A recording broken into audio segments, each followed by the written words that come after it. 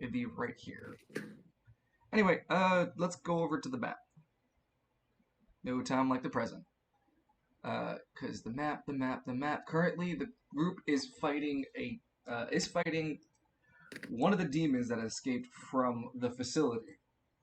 In this group, it's Father Nero that's grappling the upper arm of this demon, Falcone, who is now the Hell's Wrath, and Alistair, has been going toe to toe with this demon as it was originally chasing him.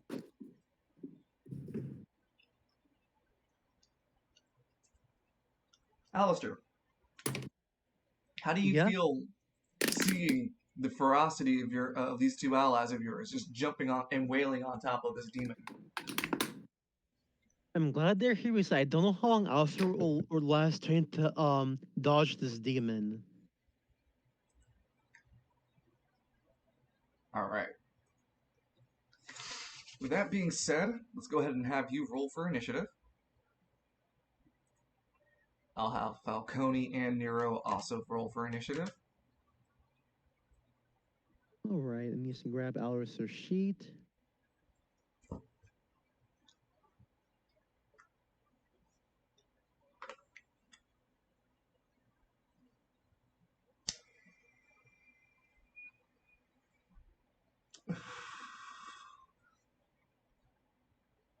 Rolling dex. Here we go. And speed. A 6. Oof. Slow boy. Falcone rolls. Opening up the Falcone sheet. Dice, why you do this? They're like, we know you're gonna go. You're gonna go eventually.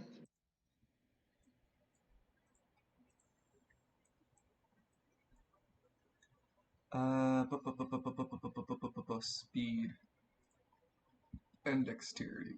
Wow, he rolled an 8. Also, I need to switch this back to light mode. There we go. So he rolled an 8. Falcone rolled an 8. Oh, he's pretty consistent. That he rolled a second. This is the second 8 in a row. What does that mean? Nothing, guys. It means Absolutely nothing at all.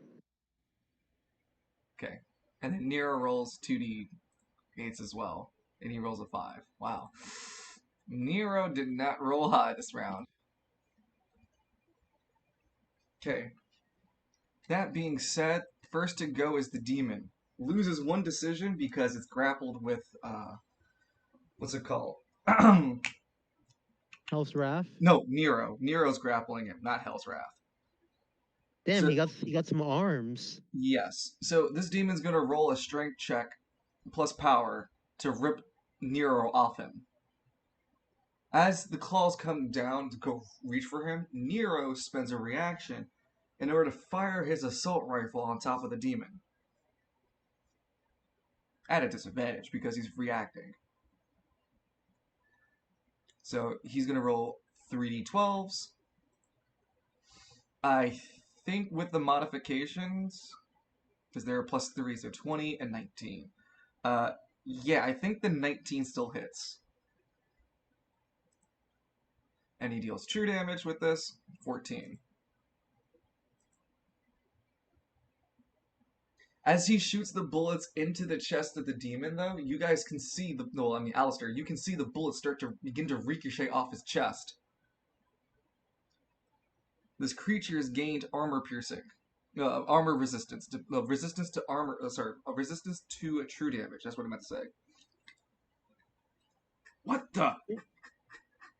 You've got to be joking. You hear like the ting ting ting ting ting. Mm-hmm. Bang, bang, bang, bang, bang. Ping, ting, ting, ting, ting, ting. Huh? Hey, big guy! You better fucking figure something out! It continues its attack because, Nero could not do enough damage. God damn, if Nero rolled an 8, he would have been fine, but Nero gets thrown off. This demon chooses to put Nero on this side of the field.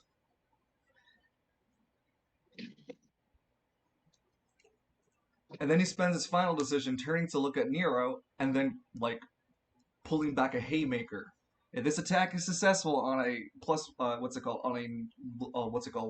lower, like one dice lower, it knocks back Nero.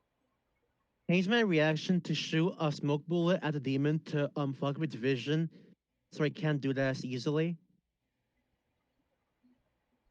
Sure. Go ahead and spend an AP and make a reaction shot. You roll at disadvantage. Okay. Okay, Reverie. I need you here. Oh. Where are we? Reverie. Accuracy. Nice. Roll a little more time though. Come on, roll higher. No, wait. Actually, well, I mean, you're gonna take the 13 anyway. Oh man, the 15 would have been, but no dice. 13 is not good. Your smoke grenade fizzles out and lands like a dud. Showtime looks nervously. Damn, Showtime. Really are in up with our pal today, huh? And even with the one dice reduction for the hit, Nero has to make what's it called? An agility check. He spends an AP to add his speed, his dexterity check. He spends his AP to put his dexterity speed on it. He has to beat the enemy's AC. And he fails, so he gets launched 5, 10, 15 right into the water.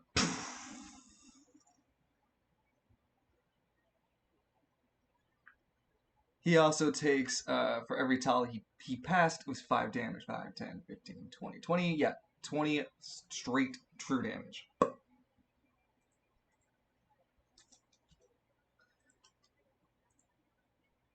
So he takes 20 straight. He only gets to regen half of that because of his talent. They regenerate half of that. But yeah, Nero is currently out of the fight as he's been punted into the water, and the demon roars triumphantly as it turns to face over Hell's Wrath, and they both begin to get a stare down contest. The next to But go like- on. Go ahead. I was just saying from the water side, you see like a bit of yellow color just glowing. Well, not yet. We got turn for Nero, but first up it's Falcone. Shit. Rain. Okay, so rain is the word I want to use. You are only to blame. Let hell's fire rain. He summons his shotgun. I hope I wrote the notes on it correctly. Swore I did. Where did I put? There it is.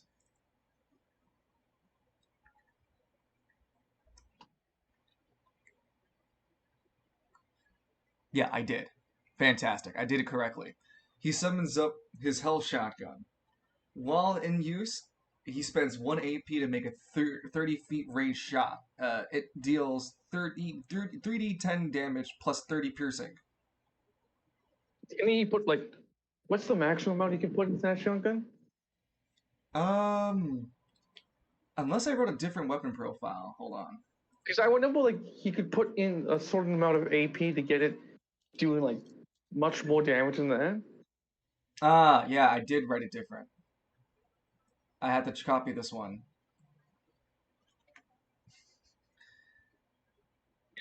I got a feeling that if this was the real Kalis, he'd pull out that hell shotgun and just unload the full might of it. Okay, Right so there no, I and then. updated it. Oh, come on, Roll20. You really didn't want to fucking put it with the right profile look? Okay, APX. Where APX can be up to 3.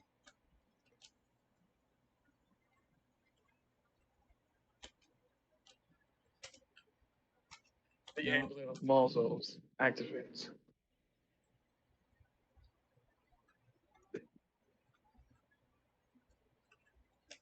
The pygmy looks at the sky and it suddenly drops dead. Ah.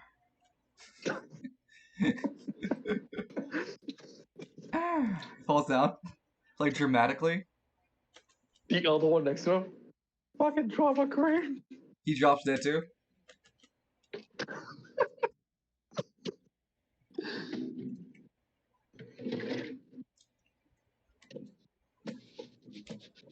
Sorry, there's a lot for this note. Because it has multiple stages of, like, loading. Okay, so now I updated it correctly. Alright, summons up the Hell Shotgun. I forgot that it has a turn.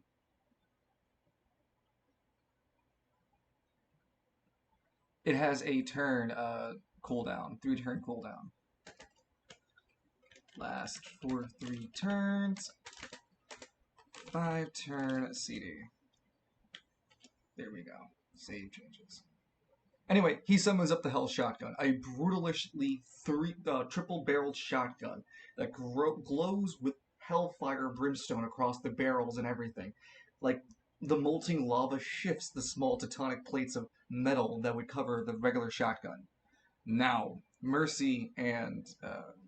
Forgiveness? Yeah, Mercy and Forgiveness. Fuse into one entity.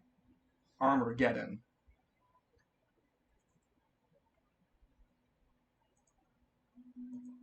And he puts... Armageddon and Rapture. Yep, so I spend 1 point of AP, and I'm going to sacrifice 3 points of AP, because fuck it. Oh, that's the Kalis thing. He would totally sack 3 points for this show.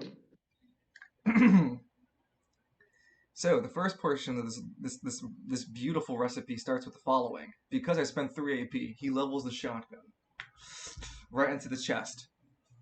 First, accuracy. 3 is the denominator, so 3d10 plus 1d10. So that's 18, 19, 20, 21. 21 means that it automatically crits. Wow. Because anything higher than 20 crits. So, crit does max damage dice. 3d10, which is 30 damage, times x, which is 3. 3 meaning 3 times 30 is 90.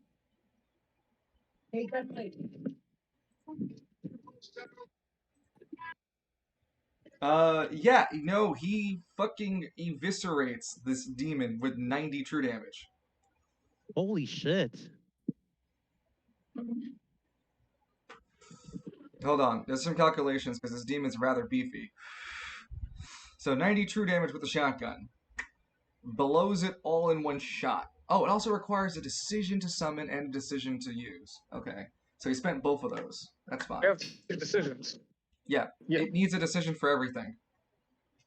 So 90. First, it's resistant to true damage. Okay. For all that damage, it blows a giant hole up its upper chest, and the smoke and destruction disappear, leaving only small ashes of destruction left on his body. This creature is resistant to crit damage. No, sorry, not crit. Sorry, true damage is what it's resistant to. And the weapon profile has true damage on it. So it took half of the true damage, even though it was a crit. And then minused it from his regular armor. The attack barely did anything, as Falcone looks puzzled at the shotgun and then puzzled at the demon, which roars triumphantly.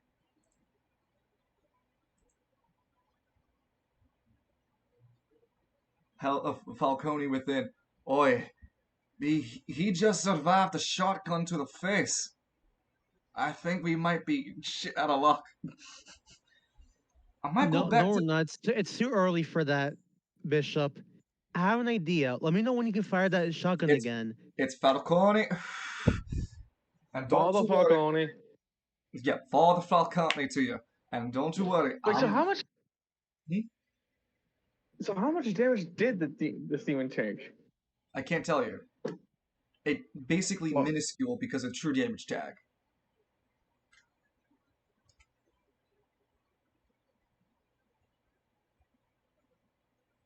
It has a resistance to true damage.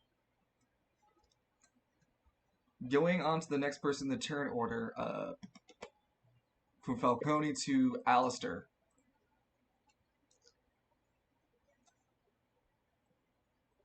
Alistair, you still have the rocket launcher on you.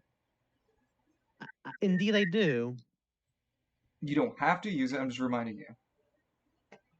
Yeah, I remember having this twist at the end of the last session, but first off, I want to restore my AP. That means looking at my items, because Lord knows Alice is gonna need it today. Let's see. I'll also the fancy tea that heals for half AP plus 6 divided by level 6. Per level. Yeah. Yeah, so 6 per level. Hold on. Fancy tea, yeah, 6 per level. Yeah. So it's plus 6 per 2 level. Yeah. So it's plus 6, and then it's plus 6 adds plus 2 per level. So you're level 6. So 6 divided by 2, it's 3. So 3 plus 6 is 9. You get 1/2 of your AP plus 9. Also, I get well, never mind. Then I'm healing for too much. So right now I have 10 AP out of 20. Second thought, I'll just use regular infused water to restore 4 AP instead. Okay, so then you're down to 2 uses. Yeah. No worries. That's your first decision. Drink some nice water. Ah, refreshing. That spring water taste. Couldn't get it from. No, sorry, hot water, spring water. Couldn't get it from anywhere other source. Hmm. Now then. There's no point in me shooting with Reverie since he's. Wait a minute. Reverie doesn't do 2 damage, so. I think it might stand a better chance of harming this guy. You also have a chance to scan it to try to figure out weak points for your stronger allies. Yeah, good idea. I was gonna do that anyway. Okay, let's see if I can. Let's use his brain power. Spending a decision, going for a scan, using a AP as well. Go ahead and make an intelligence check and add a modifier from Showtime. Okay, Showtime, stand to put your thinking cap on. He puts on it with his left hand a thinking cap, and his right hand turns into like a photographer, like a pictograph. He takes a picture of the scene like a detective. Okay, rolling for int.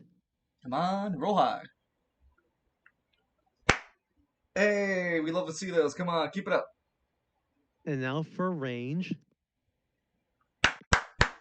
Damn. We just love to see those. Fuck yeah.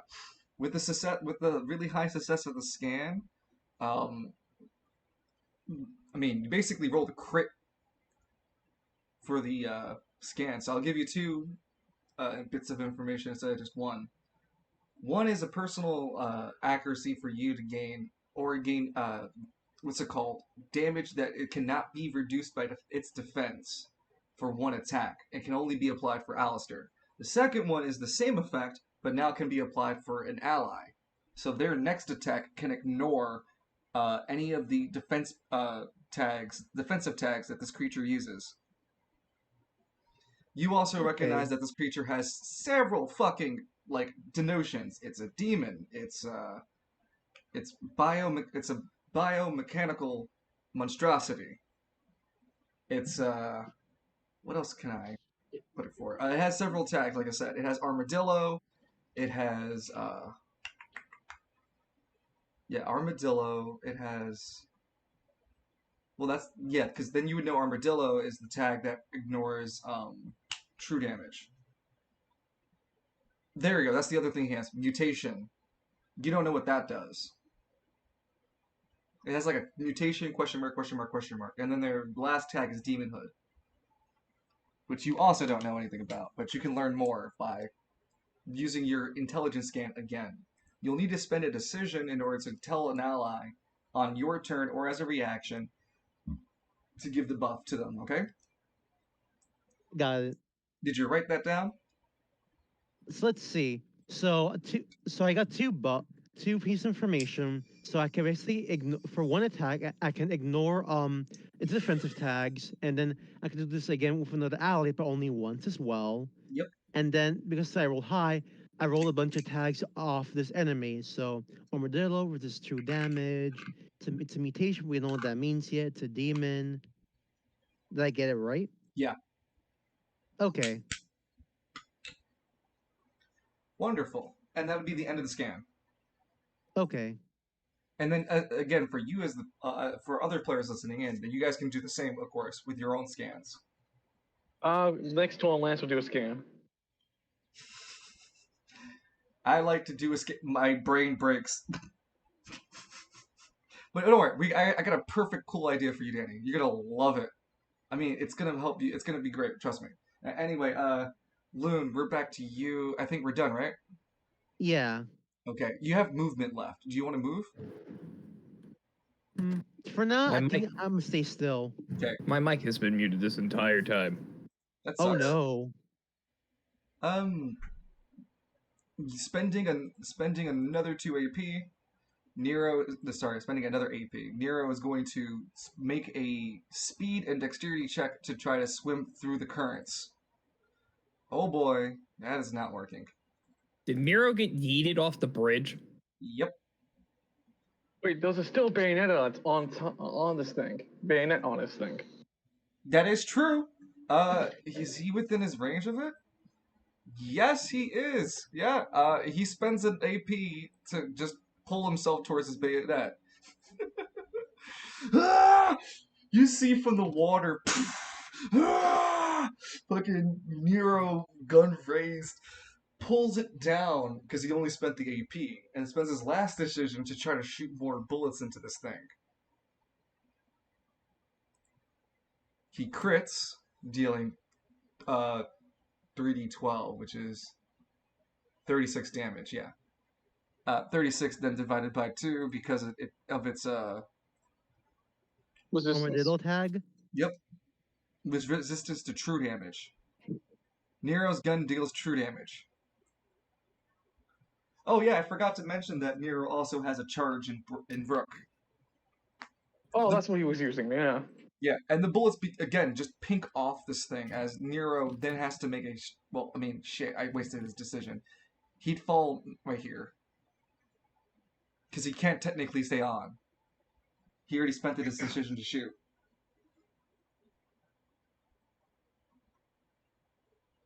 And with that, that'd be the end of turn 2. We have time for turn 3 for Alistair? 5 minutes. Yeah, maybe to switch to another person. No worries. We'll come back to you when you get back, okay? Okay. Alright. Admin? No. No? You're not ready? Are you I ready? refuse. You refuse. Bum. Playtime's over. So What's wait. up with Edmund? So you don't wanna. I better say I don't have a choice. No, you don't. It's like, You do have a choice. damn It could be either you or it could be Live goes next. No. I mean, if I don't have a choice, because if I don't do anything, all Lives is gonna take care of me. So Hey, how's it going? Hey, suck my dick. Oh, come on. I came in here for like 5 seconds. And that's how Suck my dick. Oh, I'm sensing some workplace Yeah. hostility.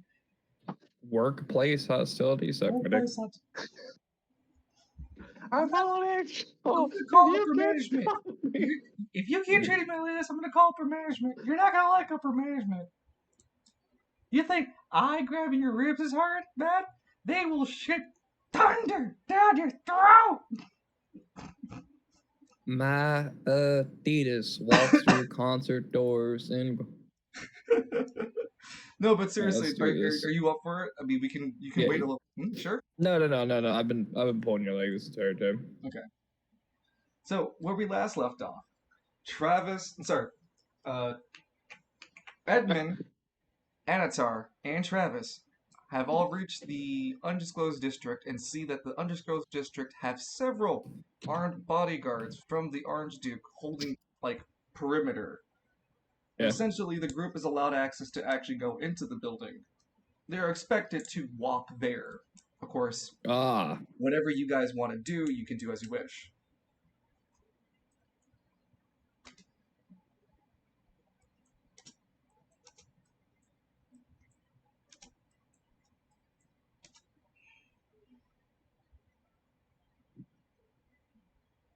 Anatar looks Realistically, everyone is in range, but that one. Anatar I don't looks want Anatar looks quizzitively at Edmund. So, what is the plan? I have no idea. He looks with a narrowed glare. What do you mean, no idea? Didn't you say But that? I guess we're gonna meet the Orange Duke himself. To which I have a few issues I would like to discuss. Such as, why is my medicine costing so damn much? Well, that's rude. Which one of these gods said that? Which one of these gods said that? No one did. It's weird because we actually don't deal with the pricing of medicine here. We just make them and distribute them. All right. That's like the cells. That's like the cells problem. Not all. Someone tell me why a bottle of aspirin cost 500 gold. What are you buying that from West Bay or some shit? Holy hell! The Market District. What, you get buying this from a fucking hobo's fucking shopping cart or something?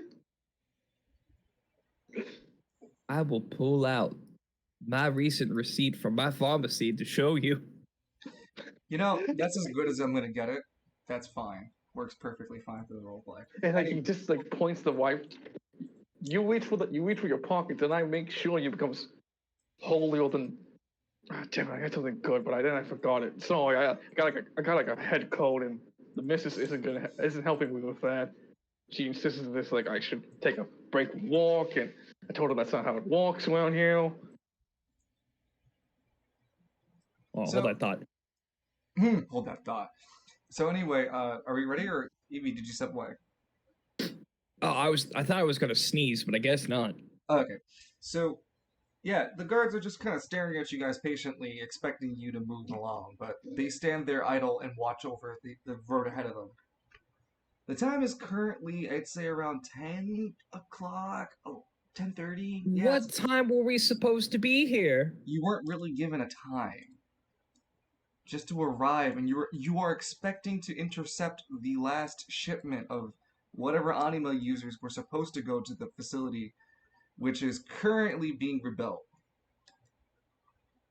It's being rebuilt, as we speak. There's signs that the debris of the area have already everything it's flat ground, but now there's slow fences, there are fences being put up in the perimeter. Well, unfortunately, since we're already this deep, I might as well give the good old Orange Duke a visit. I don't want to.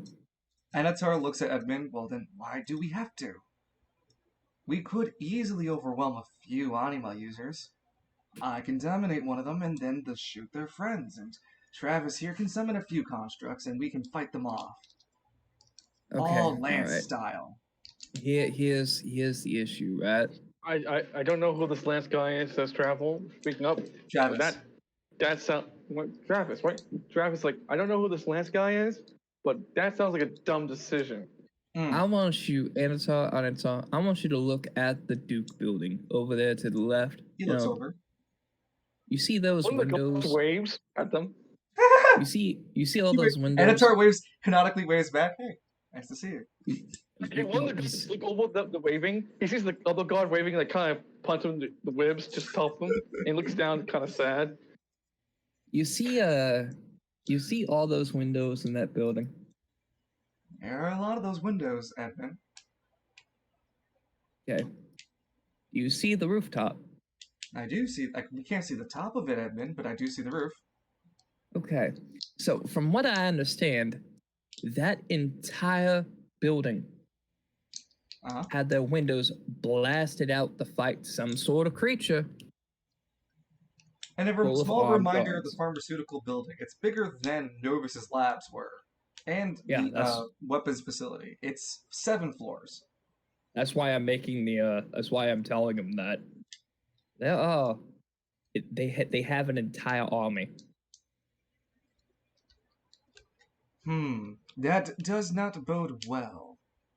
So Maybe I we say should we meet do. this Orange Duke. Oh, but Yes. I don't have my Cimrellis. Oh well. It's okay, I got a gun. Edmund, I don't believe a gun could convince an individual who wields an army. No. However, I do have 3 shots. Well, Anatar looks around. You're gonna need more than 3 shots, friend. That's not what I was implying. All right, let's go to the building. I fucking caught it at the end of it, you son of a bitch. I'm sorry. Anatar catches it and looks with a glare. Are you Edmund? He slaps Edmund's arm. Wait, Edmund, can't you just make a contract with that thing in you? That grotesque tattoo on your side? Hey, go fuck yourself. No. Hey, come on. Edmund, grab him. He insulted me. No. Edmund's gonna. At least spit his oatmeal next time he has a food. No. Edmund's going to walk toward the building. I was gonna say, before you make your way forward, the several options I can give you, just to give you some like ideas of what you can do around here. You could explore the area to what limit that they will allow you. They probably will stop you if you're prodding around too much, and they probably won't let you near the weapons facility or the Novus Labs. So the power generators, where you guys are standing, still isn't really fully repaired yet. You can see that the generators themselves are actually fixed, but the wall where it was broken into hasn't been. It's only been like a day. To explore. Well, the generators, like you said you wanted to before. Otherwise, you could wait in the district. They're not actually expecting you to go in the building. If you would like to, you could. They don't seem to be stopping you, but they don't also seem to be like hurrying you along or anything. They literally just seem to be there to like stop you from going places. Okay, that's understandable. I'm gonna look at the generators. Anatar and Travis take their positions to safely procure a spot for you to walk towards. Like, to keep an eye on you. What the fuck? Okay, wrong place.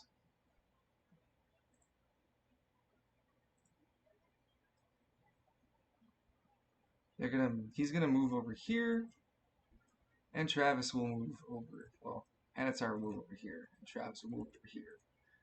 And you should not have access to your token. Should have access. There we go. Yay! You may make an intelligence check. These aren't broken. These are repaired now. What are the what's the Well, those X's were completely destroyed. Yeah, no, those were completely destroyed. That's the only remaining generator. Yeah, these two were destroyed because of the... Oh, sorry. These two were destroyed because of the fallout of the building. Let's see. Oh my god, I forgot to give me my AP because it's a new day. Or it's been a week. That would have been bad. What's the check?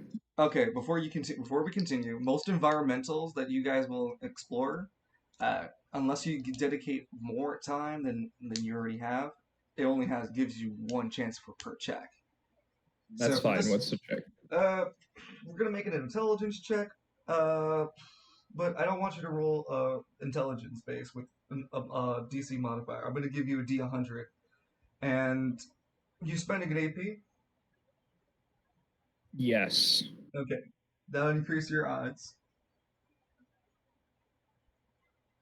Now what do I have to roll? You've also interacted with this generator before. Yes. 26.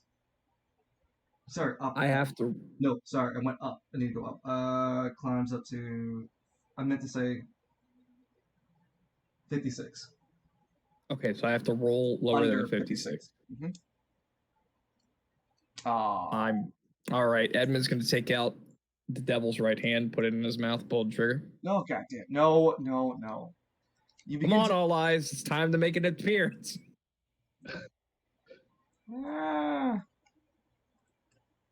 A small, what's it called? A small dust and ashes appears over your shoulder, trying to point at a certain spot for you to pay attention to, but it doesn't lead anywhere. You just look at the white ceramic metal plating and surprised that this is the only generator that seems to have survived the building for some reason.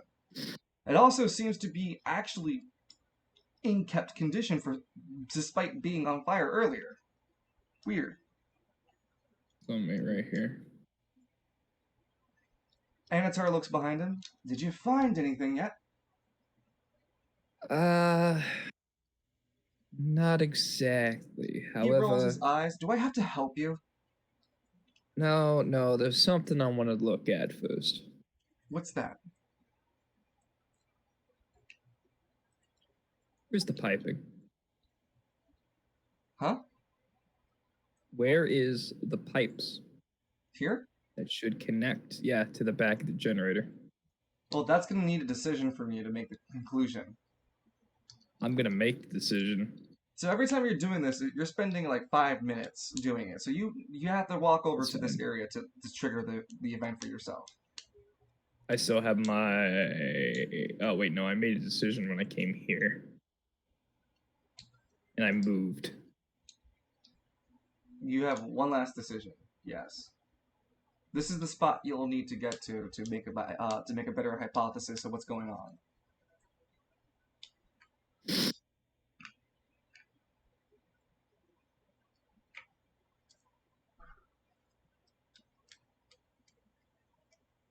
We don't necessarily know that the Orange Duke is evil. You don't know shit about. You could fart in the wind, and it's probably, has more of a alignment than the Orange Duke than you would know. You know. However, why was it so keen on stopping the monster? I'm saying this out of roleplay. Oh. Because Edmund doesn't know shit. If you're asking out of roleplay, what do you think? Out of roleplay, Danny? Because that monster was the same thing that appeared during the incident over at Chevelle. Wait, he would know about the monster. He would know that the monster's or the Orange Juice biddy because he's pretty sure that Line mentioned something about the Orange Duke having a monster. We also was given the whole information by the reporter. Remember? We saved his life. I thought he was giving out. He gave it to everyone. We all thought the information was related to Seventh Diamond. But in reality, he found out where the monster came from, and he pointed us to the unknown district. And Edmund also would have gotten the police report from the Travail Police Department because the ranger basically filled him in on what he was missing. So hold on just a second. The Orange Duke controlled the kaiju. Yes. Yes. Well, in some way. It's assumed that they are the byproduct. Somehow Orange Duke Pharmaceuticals is responsible. Either in the creation, hold on. Wall? Hold on 1 second. Either in the construction, manufacturing, or controlling of said entity. Is this a wall or is this a fence?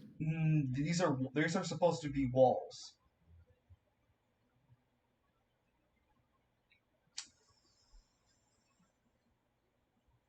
Anatar, Travis, can you follow me? I'm gonna need a little bit of help. And then Edmund's gonna use his last decision to. No, Edmund is Anatar. Oh, he breaks line. You break line of sight going over there. You tell Travis to keep his watch, and then Anatar would spend a decision, and they would both spend no. They both didn't do anything, so they still have their movement. They'd spend their last movements just shifting around. So go ahead first, Evie. Come here.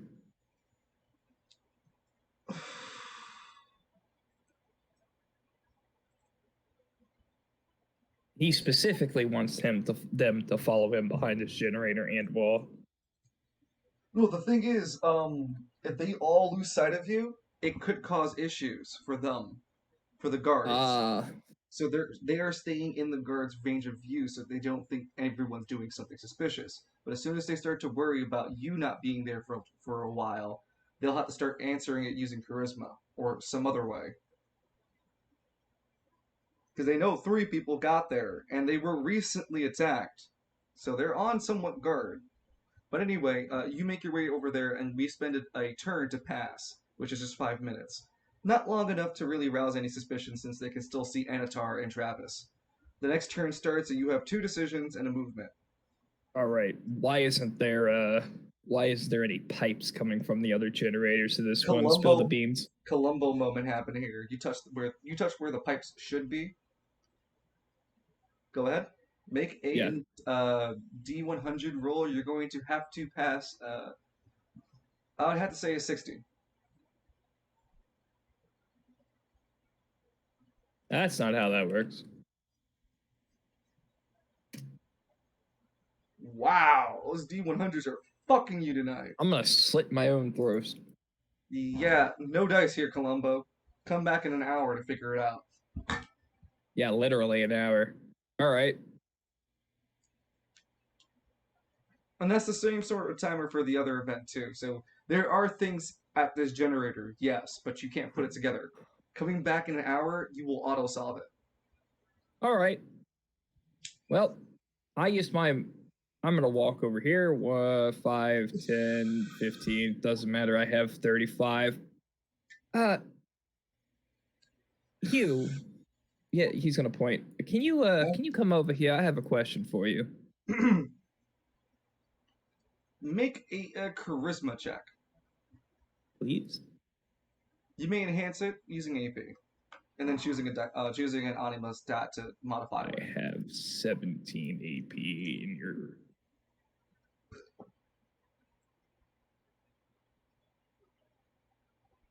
Charisma check. Yep. Can I find out what the thing to pass is before I decide if I want a junction or not? Can't do that. Fuck. I'm junctioning anyway. Let's go. Charisma. Oh, thank God.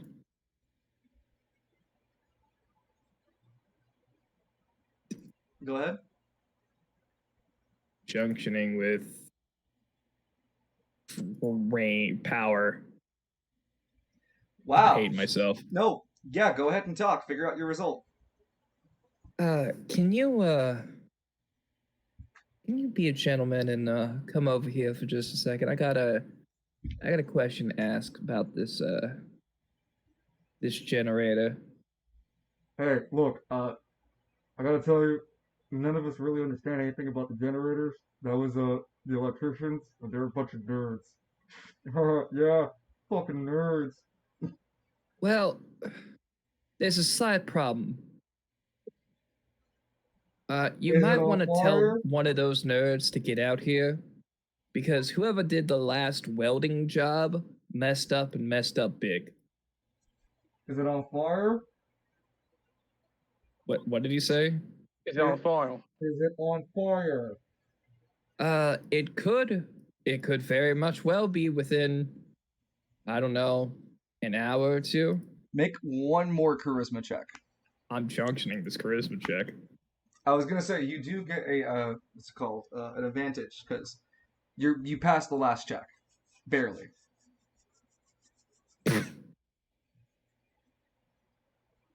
What in God's name? I was junctioning with range. You don't have to re-roll. Well, yeah, you don't have to re-roll. 11 passes. As they all look at each other and go, one grunts. HQ, this is Walking Dog Squad 2 coming in reporting. We're at the front gate. We have a dilemma with the quotations there. Apparently, the generator out here wasn't welded correctly, according to this. He looks over. Who are you? My name is Edmund Miles. Anatar grabs your mouth in dexterity. His name is Carlos Enrique. I will kill you, Editor. You know what? No, he's at no. Wait, I'm sorry. I hit my head earlier.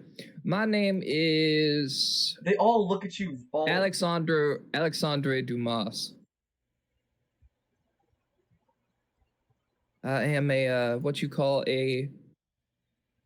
I know what I'm. Let's just say I know what I'm talking about when it comes to welds.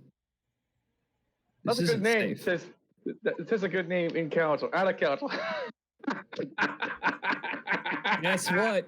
That fake paperwork's coming in handy, boys. Fucking name of all names you picked. The security guard reaches over and goes, And Alexander Dumas apparently said that the building was bad.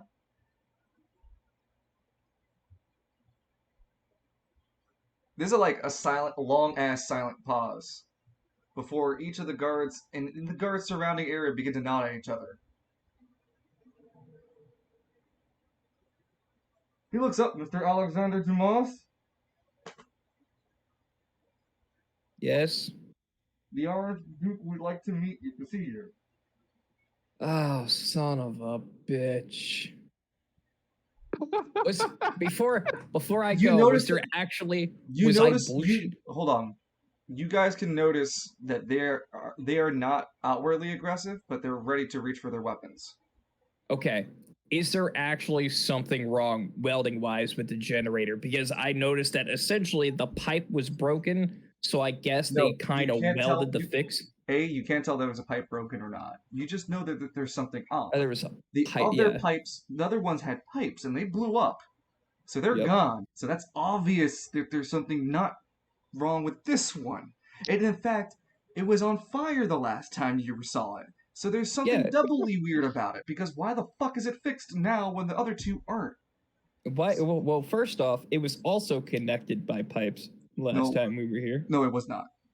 Oh, it wasn't? No. There was only two that were connected to pipes. Son of a bitch. Well, I'm about to go back to the law to see that. I mean, they shouldn't canonically have piping. No, wait, because Edmund blew them off, yeah. Yeah, I blew them off. Yeah, that's how I know they're not there. I blew them off. Yeah, but they don't seem to be put or reattached to anything. Yeah, I know they're not reattached, but are they closed? With the piping you're asking if it was fixed like that. Yeah, no, yes, it was totally fixed. But there's something more than just it being fixed, and you can't see the detail. Yeah, so shoddy welding job. Let's go with that. All right, we're going to the Orange Duke, I guess. Come on, Mr. Dumas, let's go.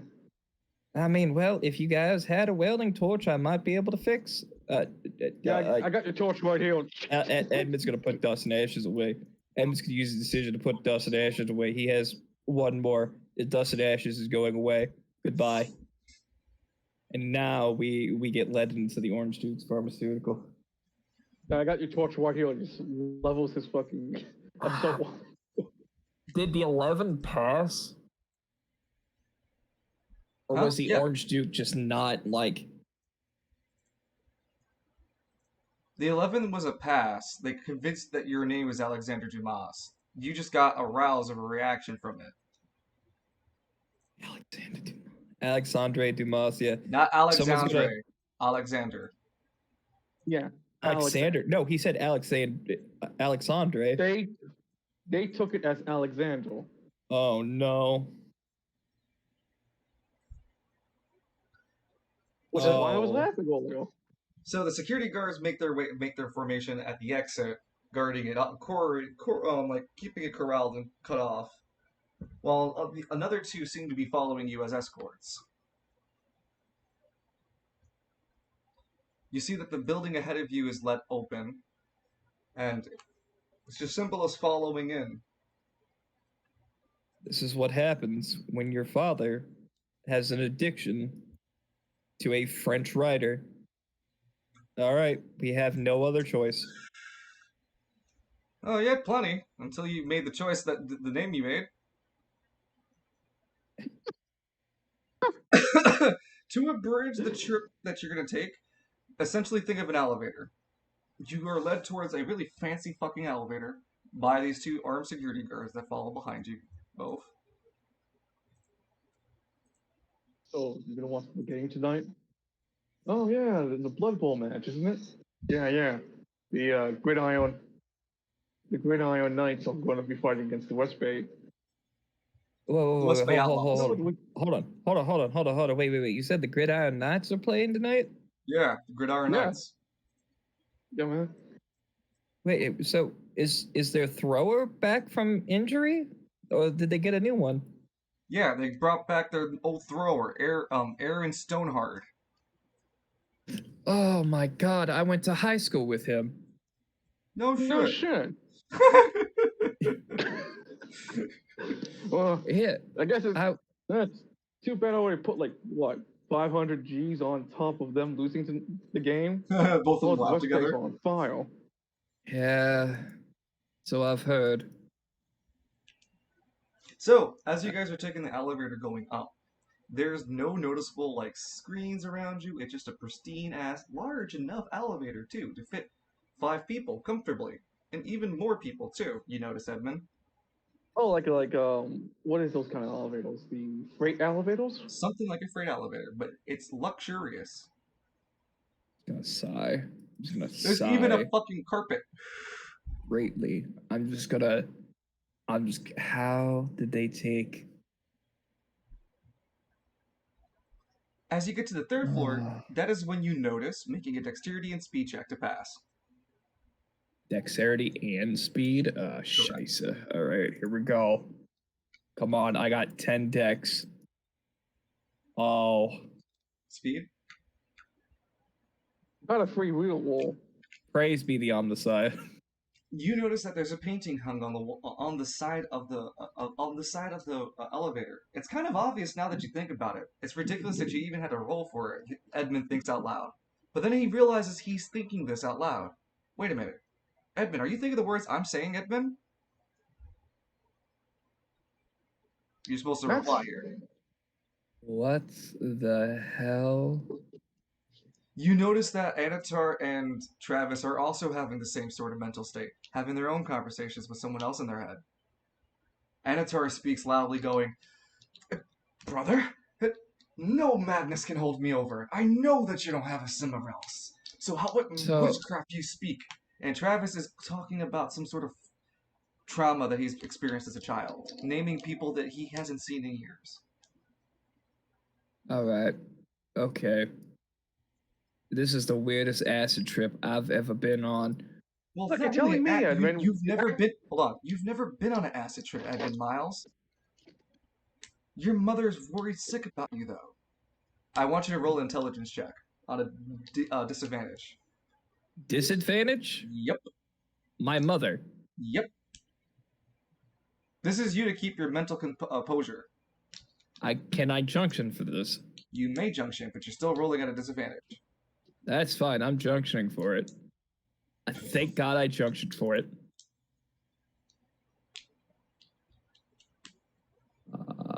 Range again. Okay. I can't imagine you rolling worse than the 3, so you don't even have to bother. No, I can. I can definitely imagine me rolling worse than 3. Nope, but you don't. You don't have to roll again. I can take in that 3. You're perfectly fine. So, Edmund, you begin to, as the mention of your mother is brought up, what exactly has happened to your family?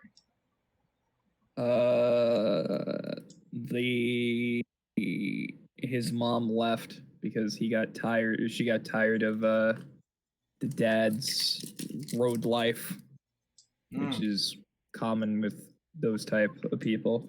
She got tired of the drugs. She got tired of the cheating, and she just left. She left all of us. You feel your subconscious literally turn itself into a dagger of guilt as it stabs into your heart, as the realization that your mother is probably worried sick about you, and that this will probably be the place that you'll die for making such a stupid choice. Worried sick. Again, how is she? All right. No, these are thoughts you're actually hearing. Like the words I'm saying right now, Edmund. You hear every word. Thoughts I'm hearing. No, it's not God. It's your subconscious. We're talking. No, I know. It's my subconscious. How is my subconscious making me feel guilt over how she never these guilt now turns into anger. If she's so worried about me, how come she's never made a chance to contact me within 6 years? Roll for logic at a disadvantage as you make your way up to the sixth floor, reaching the seventh. What's the logic? Another intelligence check at a disadvantage. Guess who's junction? Every time you've been junctioning. junctioning, there's been a little bit of a little girl on your shoulder. That's fine. We doing range, Hey, boys. Edmund. I wanted to check in. Oh, hey, what all these? I can't imagine you rolling lower than a 9. I You're can. rolling like shit tonight. Holy fuck, like hot dog water. Edmund, you rolled a 5. You were I should right. have just kept the 9. You would have had a higher roll. Yeah, no, you fucking took the 5. You said, hold up. You said roll with disadvantage. Yes, I did. So I'm literal. I know you were throwing me an olive branch there, but and I appreciate your honesty. Thank you so much for that. As where were we at this role play? Having you to try to put logic at the situation. Tripping on acid. Yeah, you're trying to put logic to the situation. And just as we're about to reach the climax of the situation, the doors open. Ting! And this almost spell-like daze that all of you have been through is ceased over you. Because you failed to pass that final check, you lose 3 AP. 3? Mm-hmm. That's fine. The other group members have made their own choices and their own private roles. You see everyone's kind of shaken, actually. Even Anatar is a little bit, like, thrown off. Him, even with his powers of illusionary magic, without the Cimrillis to give him a real edge over this power, even he fell victim to some ploys put against his mind. But like a castle, he looks better than where. Travis is the one who looks worse than everybody. He's kind of sweating and looking paranoid, kind of like rubbing his neck and holding himself kind of close, like, did you guys fucking hear those goddamn voices? They're everywhere. The guard looks back at both of them inquisitively. What the fuck you guys talking about? You'll learn. Well, I would imagine that the people wearing gas masks. Hey, look, man. Be As part immune of to the whatever's dress going code, on here. When you're upper management, you can tell me what to wear. Right now, it's gas mask. Okay? He shrugs. Just don't take your gas mask off. It's hard to make the look walk. You know how it is to get something good that works with gas mask that isn't No. All I'm saying is don't take your gas masks off and you'll be fine. The 2 guards stay on the elevator. Well, off you go. We're not allowed on this floor. Go. Get off. Okay. Look at the fuck off, Fashion Jojo.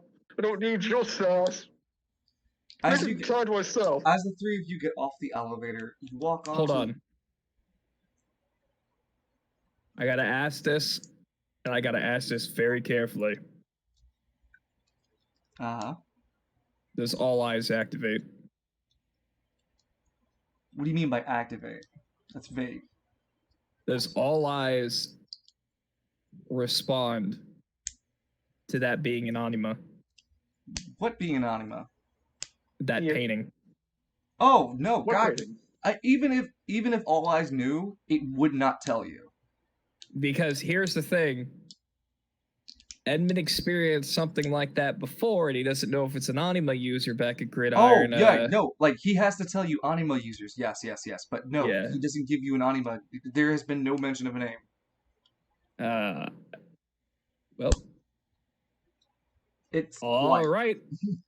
It's only taunting you from time to time. Hey. Yeah, of course he is. Hey. Can I put dust and ashes away? At the time you have, yes. As it slips back. While you guys walk into a large corridor. This corridor is pristine with elegant walls and magnificent paintings. There are about 5 paintings throughout this, like, rather 150-ish feet hallway that leads up to 2 rather bulky men wearing heavy armor and heavy LMGs guarding a simple ornate door. Well, Anatar, this looks like something that would be in your bedroom. Quite. Anatar walks up to one of the fancy paintings and runs his fingers underneath it. My, I'd have to say, this artisan craft would have to be found only in something like the upper spire. Nay, maybe even higher. He looks over at the circa date for the signature of the artist. Wait a minute. He makes an intelligence check. He is junctioning. He rolled a 7. But he is. Come on, give it to him. Hold on. He has a special perk from his backstory. Wow. Well, he still rolled a 7. I'm sorry. The universe said, Anatar can't quite remember. Universe collectively said Cobra gets shit rolls tonight. I mean, like, couldn't you just give him like a base, like he's an expert on like such things, and get like a +5 or something? I gave him a reroll for his for his backstory, but I can say I'll give him a +3 modifier for sure. The +3 modifier would put him to a 10, and at least at a 10, I can give the baseline information that Anatar vaguely remembers that this is an artist that definitely resides in the lower spire. Just what number that Evie ask him later. So he approximates the price of the artwork to be around 100,000 gold. I'm still waiting on more JP Morgan to give me my money. I look like Scrooge McDuck in full Mars. Burn up my cold dead hairs, you fucker. Anyway, Anatar looks around the paintings. If all of them are the same quality, this room alone is quite a small fortune in painting alone. Maybe we can take one for ourselves, can't we? No. Come on. Look at the elegance, the beauty. Anatar has a vice. He cannot pass expensive stuff. Come on. Anatar. Just the one. I cannot walk away from any of this. Just the one painting. Anatar? We will redirect it to Cobra. It'll be fit perfectly in Cobra's room. Yeah, you know what? Maybe you can ask for the painter's name and you can commission a painting. Travis looks over like, hey, yeah, and I wouldn't want to take something from the room with 2 bulking guys with very large guns on them. I don't even think they'll. He kind of like waves his hand in front of one of them, like not close enough, but like waving his hand. So Travis is about like 5 feet away from it then. Yeah, so he's like trying to wave his hand to get a reaction. Are they awake? They don't move. Exactly. What the fuck's going on here? They noticeably have orange eyes. These two look like they would not be out of place at certain bars in Gridiron. Makes up the face. Yeah, see? It's nothing. They certainly would be a high commodity. Travis makes a intelligence. Certain bars. Travis makes his intelligence check while junctioning, popping out the match. To find out what I'm talking about? No, to look at the eyes of these things. He thinks it's not alive, so his intelligence is an 8, and he's gonna junction with his power. No, he looks deep into it. He looks deep into it and then shrugs off. I can at least tell you there's something up with that thing. I don't know what's going on here, but I want to get out of here. What's wrong with him? Edmund's gonna walk up. I can't tell. I know there's something up. Look, it's okay to. Everybody has their type. It's okay to be attracted to these type of men. No. I'm personally not. But as Edmund seeing this, he's going to also notice the orange eyes and go, "Oh, that's what you're talking about." Yeah, these two haven't moved an inch the moment we got in this room. I guarantee you, the only thing I have to do is put my hand on my hip and those LMGs will blow us down like we're Swiss cheese. I could use my powers and charm one of them. Anatom, to be honest, I don't think they're able to be charmed. Well, I find that like a challenge. He rolls up his sleeve. Anatom? If I had the Cimrillis, you wouldn't stop me. He growls. No, I probably would. What is the name of this building? Orange Duke Pharmaceutical. Orange Duke's Pharmacy. Okay. All right. And what color are their eyes? Orange. Okay. This could be an Anima. And those LMGs look like they're chambered in 762. We will die. In mentioning the LMG, the one on the left turns its head to face you immediately, Edmund. Hello. After a while, it turns back to face forward. See, I told you. I told you. Okay. Edmund's going to actually look. Edmund's going to do the polite thing and ask the guards if they can go on through because the Orange Duke is expecting them. The guard on the right simply puts its, like, you notice that its palm and hand are probably the diameter and size of your head as it puts its mighty hand on the door and pushes it nearly gently open ajar, wide enough for the party to cross. Thank you very much. You guys see that? That ain't human. He's gonna take a good look at this big hunk of a man, and then just, you probably don't get this a lot. Thank you very much, and then walk in. Just keeps looking. Yeah, no. Now both of them are staring at Edmund as he walks past Edmund. They're only looking at Edmund as Anatar and Travis pass by too, but they've returned back to still normal. Of course they're looking at me because apparently Alexandre has turned into Alexander. That's what they understood over the radio, yes. Oh my God. Look, I need to see this. I need to see this. The finale. I'm willing to give up my time. When you walk into the we're not going to stop until we're going to reach the climax of this moment, and then we're going to go to you. You're not getting away from the Princess Anne moment. I know, but Welcome back, Loon. I need. So anyway, Anatar, Travis, and Edmund all make their way through the white ornate door into an even more impossibly opulent office. The floor carpet leading you in is this beautiful plush carpet of orange furs that even wearing shoes, you can feel it through. It's as if you're walking barefoot on it. Oh yeah, Anatol, this definitely reeks of your kind. Above you are this impossible arrangement of chandelier lights. They're like this. It's almost like a reversed tree that's like a bonsai tree hanging upside down, and each of its leaves would then be the bulbous lights, and from those lights would hang small chandelier, small crystal chandeliers that were supposed to be their leaves, and it hangs almost ornately and beautifully in a suspended space, like 20 or 30 feet actually off the ceiling. And these pieces kind of hover in multiple fragments that have their own orbit and begin to rotate on that, have been rotating in that orbit. So making that bonsai tree at whole is like a fever dream because its pieces are floating all over the ceiling in this impossible space. Ahead of you is this large mahogany table.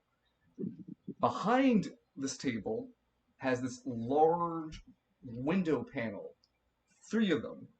They make up the window panels that face directly out towards the actual districts, and you can see the spiral sitting and everything behind there. That chair.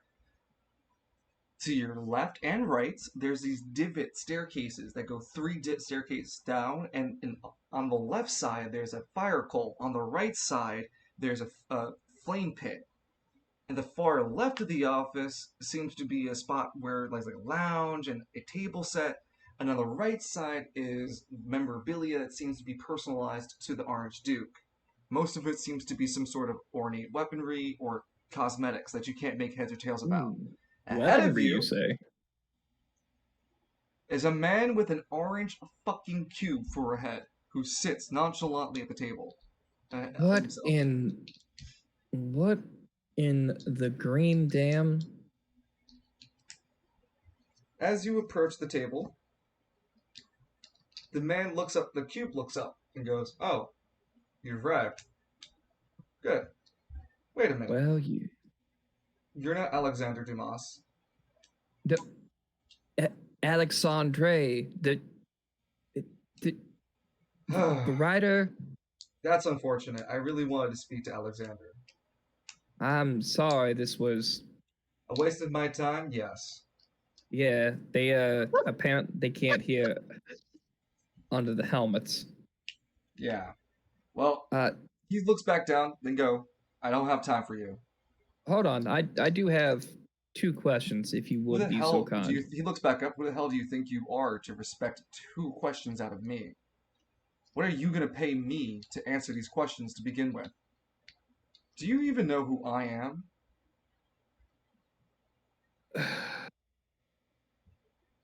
Someone very powerful, considering you have an entire army in this building. And you got a Half a cube for a head. squad, half a squad outside. An elevator ride, which is like tripping on acid, mind you. Oh, so you were susceptible to that, huh? He takes visible notes, looking back down at his notepad. Good to know. So with that knowledge, The cube looks back up, and what? Do you still think you're owed an answer of anything? Like I said, what will you pay me? Why do you have a cube for a head? Travis speaks up. Trivial. You can't see who I really am. You can't comprehend it.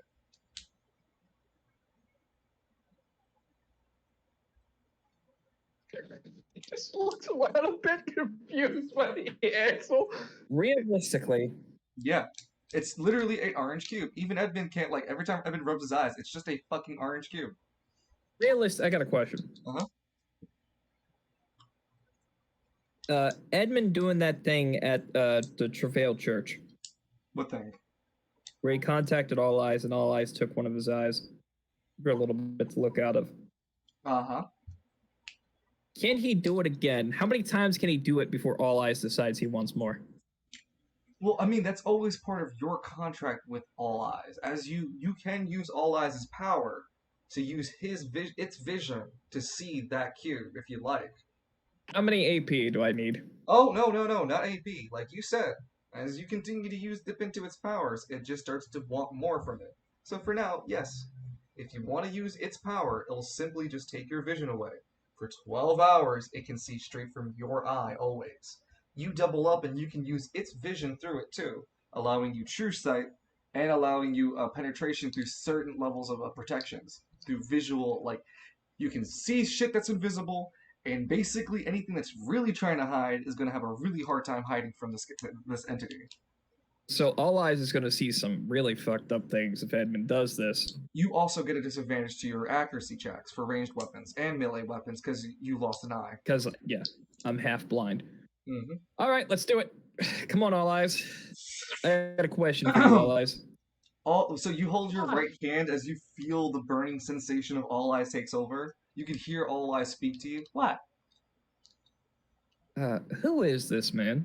You reveal, and as you make the dramatic reveal to see the man in front of him, All Eyes sees. Orange Cube looks at your eyes.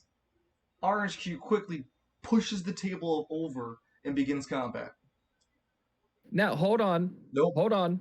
Combat's begun. There's a reason I wanted to do this.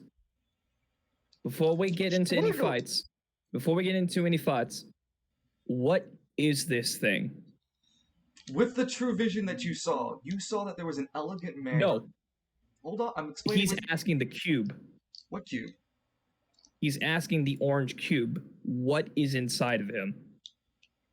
Oh, he doesn't make a response to you as he ducks behind the cover and begins combat. He doesn't give a shit. You, however, saw what he is perfectly. You saw his face.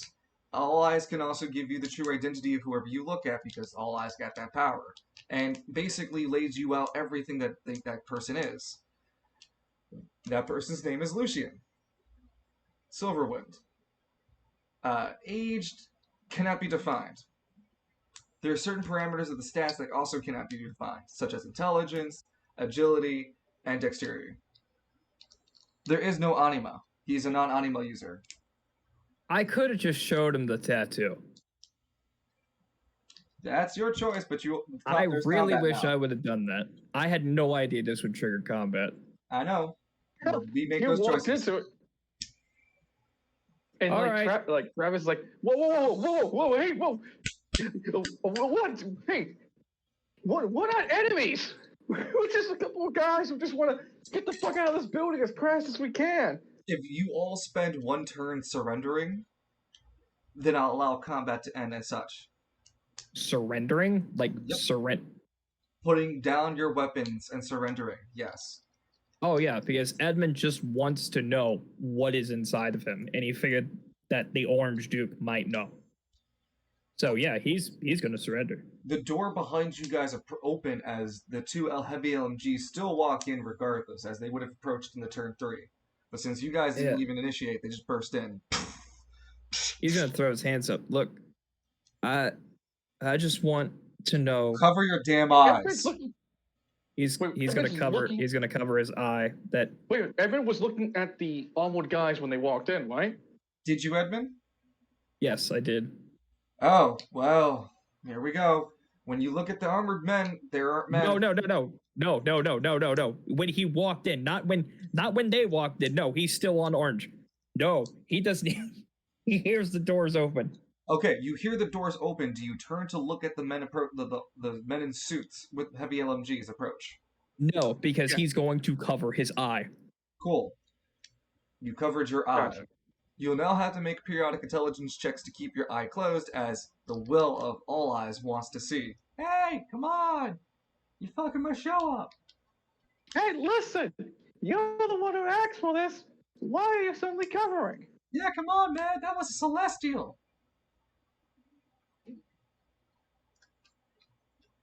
Well, actually, no, sorry. Not really celestial. Hold on. Let me see the power chart again.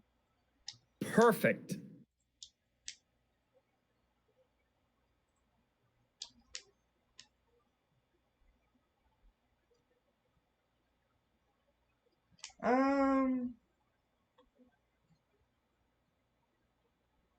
Wouldn't it be like High Angel or something?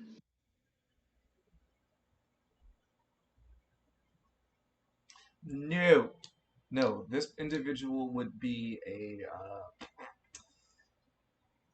essentially a classification underneath Celestial, but it has its own tag. It's like Seraphim, it's like an archdemon. It is a demon. No, it's not a demon. It has its own classification. Seraphim. It's not a Seraphim, and it just has the power category of one. Gotcha. Yeah, it's a good thing Edmund surrendered. We would have all died. It's not essentially a celestial, but definitely lower than, definitely under the power scaling of it. So it's a minor divinity. Minor celestial, more like it. Okay.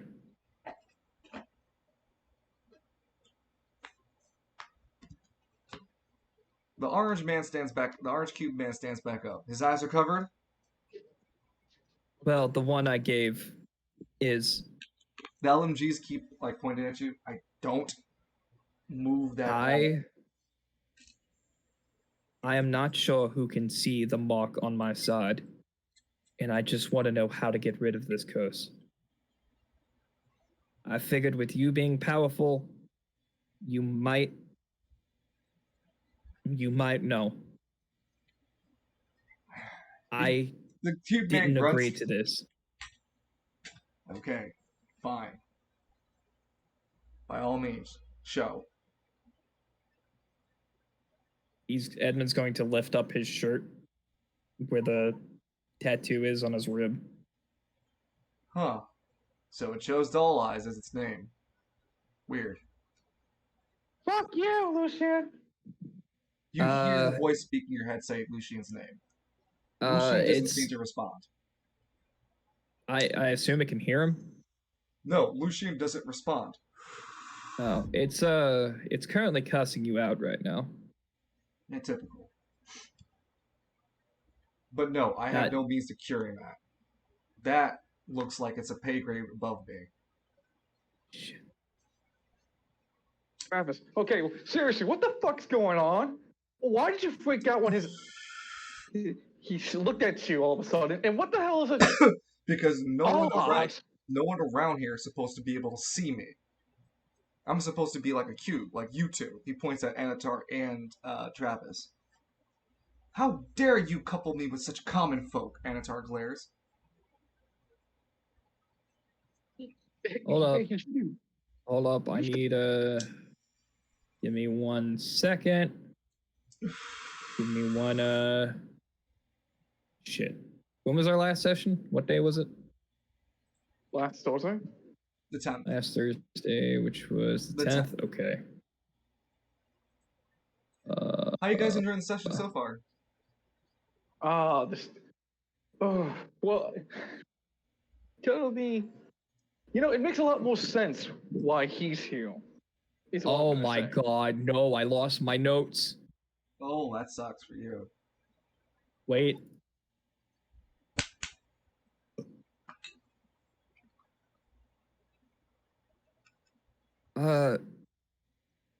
There was a church in Travail. Used to be owned by a man named Alexander. Would you happen to know anything about it?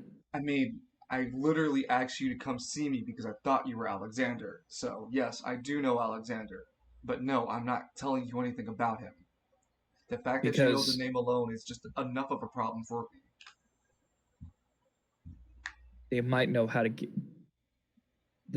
That would totally make sense that Alexander would know how to get rid of that curse. It probably was him to put it there in the first place.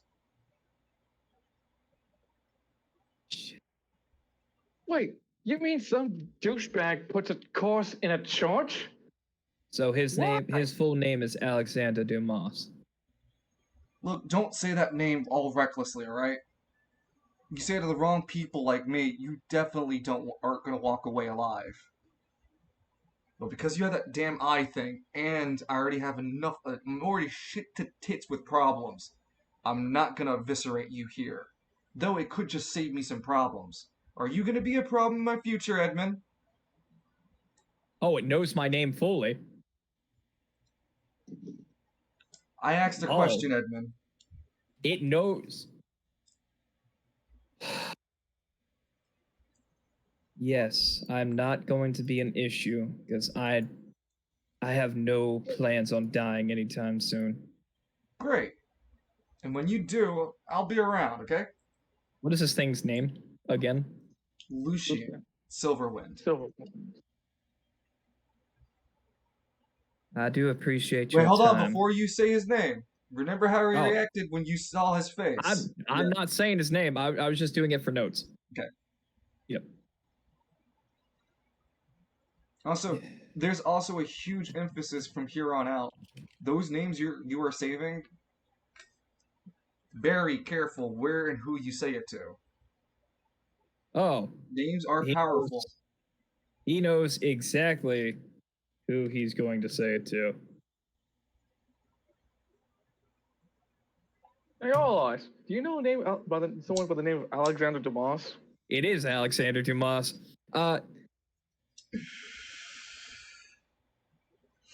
He knows exactly who he's going to speak to. A certain champion of silver. Lance? Lance is going to get a very stern phone call. Mr. Acolyte of Silver. And since I've been answering so many of your questions, why the fuck are there 3 Anima users here? Well, who said any of us is an Anima user? Am I right, guys? I'm pretty sure they know we're all Anima users. You see, we were supposed to meet. We have 2 LMGs and some man that can eviscerate us in a nanosecond. We were supposed to meet. I appreciate your respect of power scaling, but you don't have an idea what I could do. We were supposed to meet the Travail Police Department here, but apparently we came too early. Fuck. Are you telling me that more police are going to be here?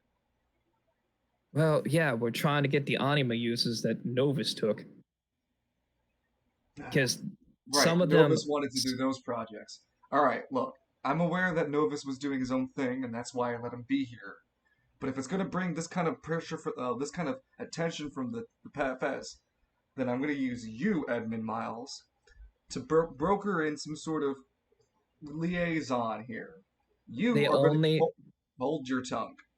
okay. You three are going to go back downstairs and hold their checkpoint for me. Whoever is supposed to be here, you intercept them with your men, apprehend these anima users, and return doing whatever you wish. But you do not breathe a word to the Travail police about Orange Duke Pharmaceuticals. Oh no, I was not going to do that at all. You are also going to prevent Travail or any other district from forming any sort of formal investigation to this district, Nelcros. The first time you've heard the name of the district, Nelcros. All right. Sorry. How did I write it to you, Danny? Neocros? Crosis? You typed it in chat. Yeah. Novus was doing some pretty fucked up things. Yeah, sure. Absolutely. Oh, there you go. I got it. Nelcro. Yeah, sure. That. God, how terrible! All those things he did. That's the name of the district. Nelcro.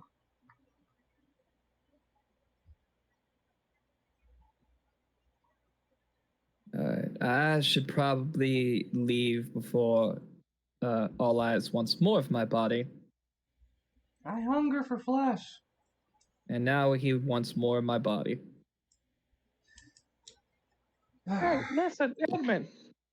The Orange Cube Headman fixes the table and then fixes the stuff on it and goes, yes, go take the elevator. I'll deactivate the trap so you won't be bothered the second time going down. What is All Eyes saying?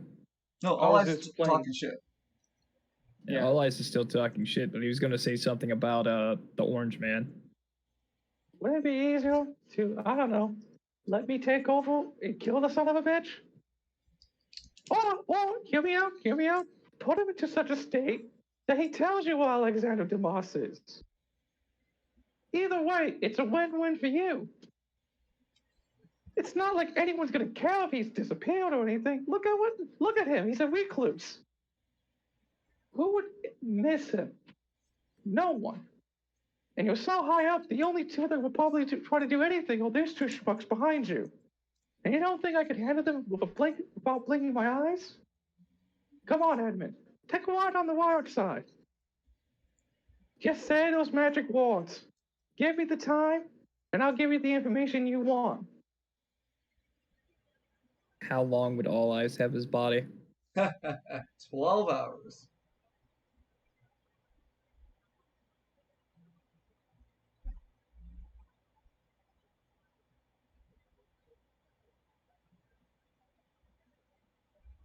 And it's Travis.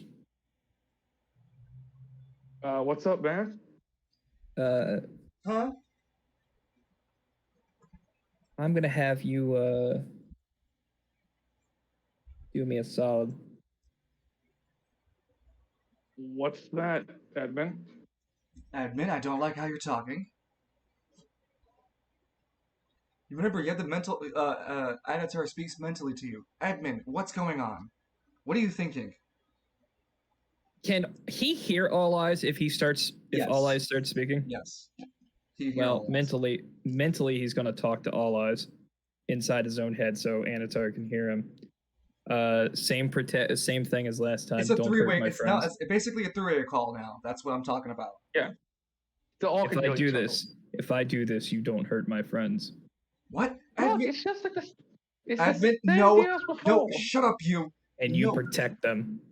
Of course. Edmund, listen, I am not allowing you to do this to yourself. Anatar, this man controlled the kaiju that attacked one of the districts. Exactly. And look how he dismissively talked away all those tragedies that you saw within Novus Laboratory. And it's kind of like showing the bits of memories. What of all those people you saw? Hell, even that guy, Common Chameleon, died because of this. And yet he brushed it away like it was nothing but trash. Edmund, there's always a time and place for a fight, and this is not a spot for it. What would happen Yeah. with me and Travis? You said yourself, a whole army worth. Do you really think You'll be this? protected. Exactly. As long as Edmund says the right words in the And right who- way. And how do you guarantee that if you're not strong enough to handle this entity yourself? Because he did it before, and even though I know it's not really good idea to make a deal with the devil, Devil's a very bad word to describe me, but still go on. he has been honest and kept his word. Almost like a contract. You've been making it very easy, that's all. Well, if I say it him, he probably won't hurt me. Edmund, please. We can walk away from this place. The guards look back and turn their guns facing you guys. Travis notices that Edmund hasn't been walking, and neither has Anatar. They're both kind of like staring at each other, anime style. Anatar, we cannot let this man live. I have a really bad feeling. Let's think about think this this for a would- moment. Its organization, the Orange Duke Pharmaceuticals, saved us from the kaiju fight. We didn't even have to No. throw our resources in that. No, it was the reason why there was a kaiju in the first place. Okay, what Exactly. proof do we have that they're bad people? They didn't kill us on spot, and they truly know that we're anima users but chose not to hurt us. The kaiju killed 150 innocent people, Really? including children. Really? I don't know that. It was like much smaller than that, wasn't it? No. Much more? No. Gosh, Yes. no. How many did the kaiju kill? Realistically, I wasn't there. Yeah, that's what I'm So saying. First of all, Edmund's no, going the kill off. count Edmund's isn't going that- off. Hey, the kill count hasn't really been confirmed because there's a big issue with it. There's only been confirmed 6 kills on stream because those were the 6 that died in the fight. But the kaiju was huge at this point. So 8 kills, no, sorry, not 8 kills, 12 kills confirmed on stream. Sorry, because the 4 others that Falcone refused to help because he heard their screams. He could have actually saved them, and they were part of the Heroes League, but that's a different plot that sailed itself. It killed 12 people. Who's to say it didn't kill more? Oh, no, it went through a whole fucking district before it got picked up in Travail. It was floating down the river of an unmarked district. No one can tell by how many people were killed. Who's to say how many people did this kill that this man is responsible for? And we cannot let this information. Edmund, we're not some sort of avenging angels out here. We have powers, of course and they you're come not. with some level of responsibilities, and we have to have some level of restraint. This isn't our battleground. If we do this, then we're going to also drag Cobra and everyone else we know into this. Because they would also know Lance, Squad Zero, everyone. Sometimes, Edmund, you have to walk the necessary path that tries with evil. This man is And- evil, and he must be destroyed because of it. Anatar. All the innocents. Danny, all Jesus. all Anatar. this. Yeah? Novus was working with the Heroes League. Who's to say the Orange Duke isn't as well? One enemy at a time, then. And this is the current enemy. Edmund, no! Is Anatar trying to speak? All right, is Anatar trying to speak to him as you being the DM, or is he actually trying to talk him down? I would hope him talking you down, not me as the DM. Because he cares about you. He doesn't want you to hurt and harm yourself because you are his right-hand man. You got him the other Cimrillis.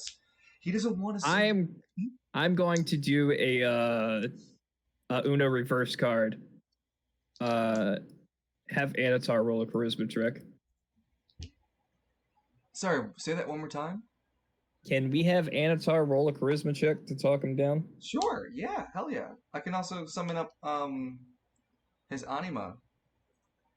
8. Because Edmund is really, really keen on this. Right. And he really does believe what he's saying. So he's going to roll for his charm, which is a 12, left as it was, and power. Wow, a 10.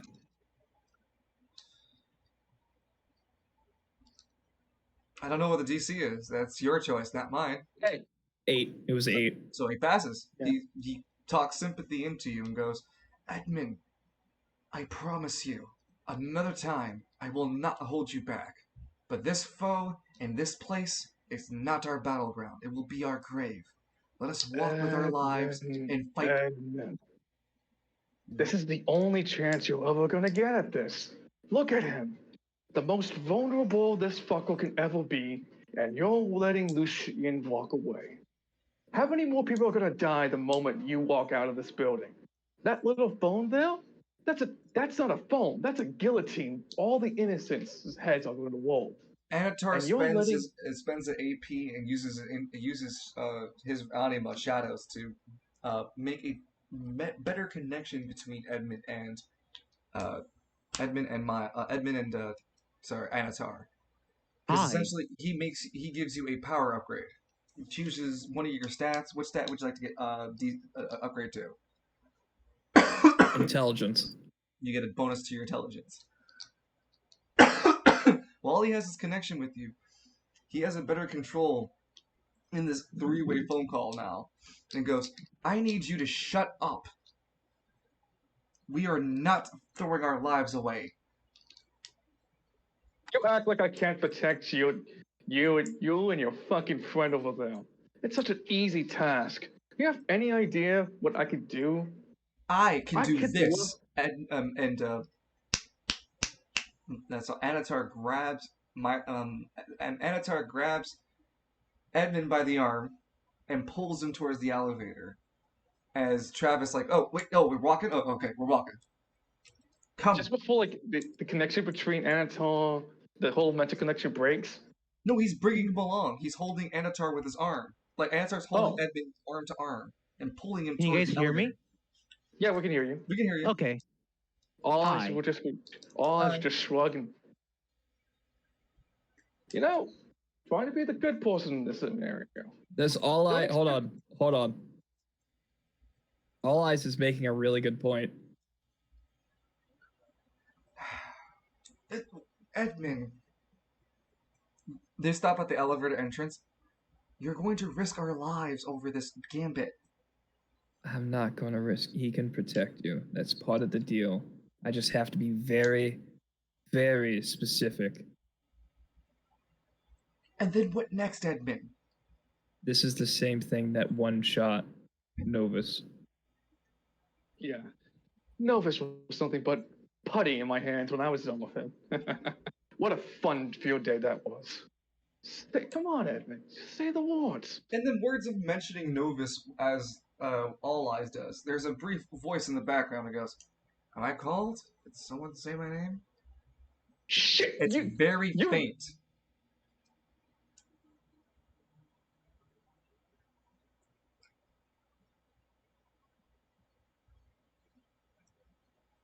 What the hell are you? This Is is this a four-way now? It doesn't respond back. And it's I want this curse to be gone. We'll hunt this Alexander Dumas somewhere else. And you really think you can give him the information that this guy can give on a platter? Come on. Be realistic. Be realistic, Anatol. Don't give fucking false naiveties and prospects of something that can't be done by your hands alone. Even with the full Summerellis, do you really think you could find Alexander Dumas that easily? Of course I could. This man probably That'd be has a him. trivial task. In fact, Edmund, let us come back with the two Summerellas and then challenge this foe. You really think Lucian's gonna let you come back here all the way to his office? Yes, we can fake information that we would have. Anatar, this man is a minor celestial. We can't You fight can't him utter on those our own. words. You go. He's This a man- This man is very, very powerful. He's might be just as powerful as All Eyes. Oh man. I said Oh. might because I still don't know your full potential yet. Let's just say that Don't. idiot friend of yours, Lance, was it? him and that little fancy thing, put him right there next to each other. That's the better scaling for those two. Don't put my name there. You're insulting me at that point. Oh, so he's lesser. More or less. Wait, what are you saying, Danny? I was saying that Lance would be in GSS closer to a power scaling than Lucian and him than it would be to All Eyes to Lucian. Yeah, Lucian is nowhere. Yeah, Lucian would be nowhere. And the only reason why GSS would be even close is because Lance canonically turns himself into a Celestial. Yeah, that's what I'm saying. That's the better power scaling than Lucian compared to All Eyes.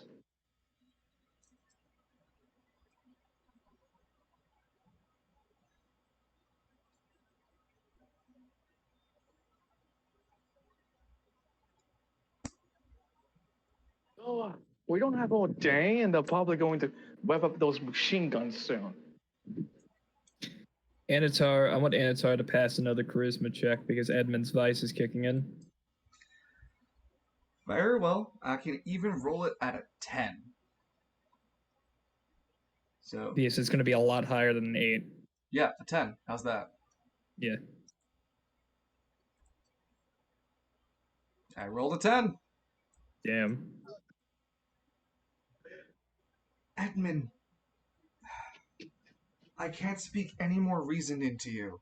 I've lost my resolve only this last time to tell you that if we come back here with better equipment, we would be better suited to handle the situation.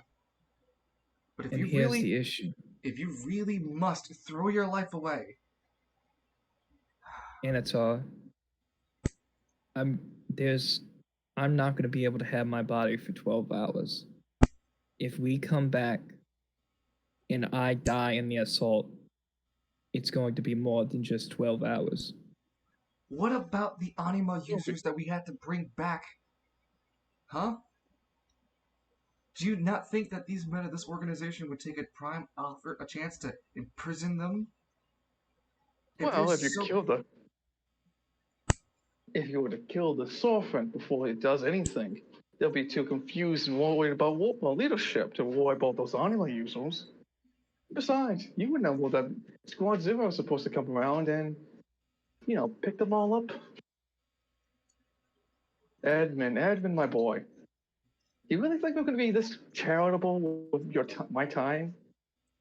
You go leave now. No. Now it's 24 hours, Edmund. I've given you 12 hours as a chance.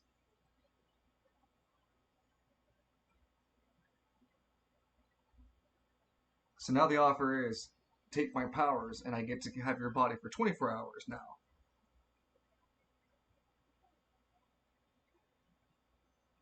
And if I was to die in the assault, it would probably be a month or more. A month or more? Well, at that point, I don't have any say-so.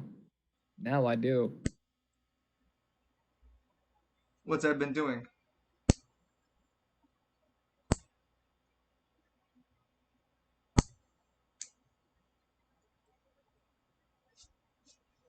This is really tough. Yeah, well, that's what these roleplays are meant for. I'm happy to give you the situation to make it that tough. Oh, this is really, really tough. Because All Eyes, for once in his life, is actually speaking. All Eyes is like really revved up with the boner over there. Oh, by the way, you're welcome for the performance. Thank you.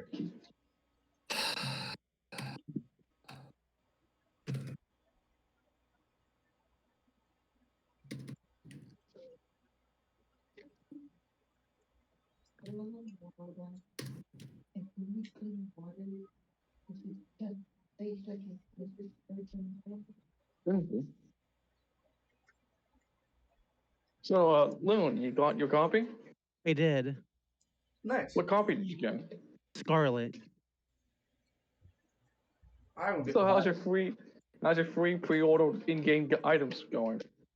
Oh, I haven't opened up the game yet. I'll do it after the session's over. Out of roleplay, these people are currently. I know I can't make this decision, right? I know I can't make this decision out of roleplay, or without a roleplay knowledge. Nope. Well, you in your head. Edmund really wants this thing gone. To the point where this is a very, very, very tempting offer. Does All Eyes know that he's trying to get this information to get rid of him? Yeah, he would be fully aware. And he's perfectly fine. So long as he gets access to your body, yeah, for 24 hours.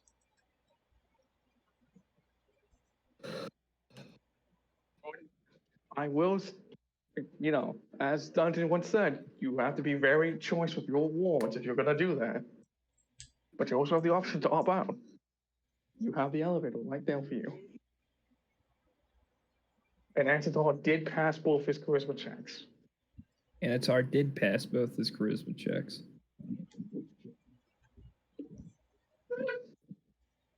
Anatar really did pass both of his charisma checks. And Anatar really does care about Edmund. However, an investigation can be launched against the Orange Duke Pharmaceutical Company for potentially being ties with the Kaiju event, and it could be brought down. It couldn't be brought down if you got into a fight. It what? It could not be brought down if you suddenly got into a fight. No. I mean, the investigation wise. Here's what I'm weighing on, right? And this is the biggest thing. Does Edmund say screw you to the Orange Duke and break what he did to the Orange Duke to have the feds go after him? Or does he just stop this problem right here and there? That's your choice. I'm trying to weigh the pros and cons of breaking the Orange Duke's promise. Oh. I mean, there was no NDA signed. No. Oh, wait, there was no promise. Mm-mm. He didn't sign a contract with him. No, it wasn't. However, it's in good faith. That's all it is. However, if he finds out, you're probably not in a good place for it, yeah. And so I'm going to be honest with you. I was thinking about betraying the Orange Duke and having the police department come and investigate him anyway. You know, Edmund, it's exactly why I'm happy you're the one who picked me up, because this is my kind of shit. Look at all the entertainment you got me, us going through. However, what happens if I do that? They might come after us. Exactly, Edmund. That's my boy. And I can't make this deal again without offering more time. Maybe a body part here or there. Oh, who knows what I'm feeling that day. But Edmund's right, Anatar. How much more generosity must I give up? Come on, Edmund. Say those words. Let's be done with this place now. Travis is over there. Looks like he's about to take a shit all over himself. He might actually shit himself. Hey, I won't shit myself. You said it as Edmund. And it's Yes. do you want to know how powerful Cobra can really become? Through the powers of the Cimrillis and my influence, yes. I still am very against this entity. Oh. Well, this entity can provide whatever minuscule power your Cimarella, whatever they all call it. I can provide you the ways to climbing higher than the fucking spiral itself with my power. Oh. And the fourth step to doing that is by us figuring out where Alexander DeVos is. And it's it knows, because I don't know what you identify as, even if you identify as anything. I identify as a problem. Honestly. Thank you. It knows that I'm trying to get rid of it. Yes. However, it also knows. However, if I'm given the chance, I might not get rid of him. That is also a possibility. So, Edmund is kind of going to, in his mind, turn to all eyes. How does wearing a collar for the rest of your existence sound? Hilarious how you think. Plum, hilarious how you think the collar will fit. After a while, after eating pieces of your body, I'll grow so fat that the collar will break, and that the hand that would have been feeding me now fears and cowers as I take the last few morsels of your soul left. Edmund Miles, don't wield me like a sword that you can use. Wield me like a match that's burning ever so closer to you.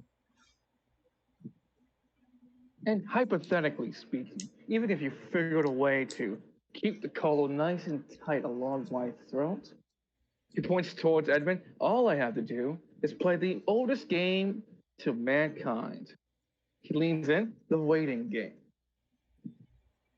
Because I can guarantee you, by the time I blink, you're gone.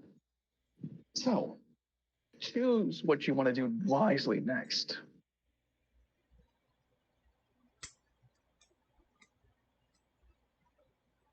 All right, I'm going to put it up to a group vote. Well, Anatar wants to get the fuck out. Travis has no clue what the fuck's going on, but he would prefer to be out the building, away from all the guns. So it's two votes. All right, Lance. Lance, what do you think? Oh, Lance, okay. Do I roll? Hold on, Lance. You open a door from the Princess Anne Hotel. It's room 127. As you open it, you see Edmund. Lion, what do you think of this current situation? Lance blinks a bit. What? Who the hell is Line? Line, and what's going on in this? No. This is just a bit, so you're fully aware what's going on. Yep. Oh, okay. Yeah. Because like in council, I would say go for it. Out of council, no. Don't even get closer to all eyes. You should probably stop permanently ever using it. Like it just said about the whole candle analogy. Because that shit's true. I'm just here trying to convince you because it's what he would do in council. Which I appreciate. You're welcome. Don't take that roleplay as me trying to coerce you to do something. Oh yeah, no. I'm just. No, but I think Danny's doing a great job. But he's going to betray the Orange Duke anyway. Well, then you're was the Orange Duke again? Huh? Was the Orange Duke again? The orange cube guy. The guy who he's the head of the pharmaceutical company who ran the kaiju, and Edmund has a chance to end his entire operation right here and now. At a hell of a cost. At one hell of a cost. You don't have any form of control of all eyes. The moment he's done with the deal, the moment he does what you want, it does what it wants. And we don't know what he did with this dude. We know what he did with Novus. Well, you know Novus is alive as a spirit. But beyond that. No, he's working for All Eyes. Dude, I'm saying there's more than that interaction alone. That's a lot of time. Yeah. No, but I'm saying that Edmund pretty much found out why. That's how Edmund found out that he has to be very specific with the contracts, because he found out that Novus's body is dead, however his soul is still alive, and that soul can be placed anywhere in. Well, you don't know anything about that. Yeah, the point I'm trying to get across is... I'm talking about out of character. Well, no, I know about... okay, so wait, hold on. Make clear something now. You know that his spirit's alive, but you don't know anything past that. You know there's a contract but you don't know any the interactability between the spirit and what Novus is doing. You Listen, also Novus, don't know. What All Eyes is doing. Also, to say you also don't know is that maybe All Eyes did something else after he did that. It was what, 3 hours? 3 hours? 6. 6 hours. That was 6 hours, my dude. You can do a lot in 6 hours. You can do even more in a day.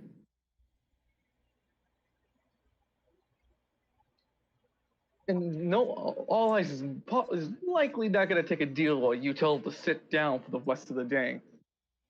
Yeah. However, So again, we're closer to getting this thing off of Edmund because Myron, Anatar can't use his moon magic. Well, he hasn't tried using some 2 pieces of Samrillis.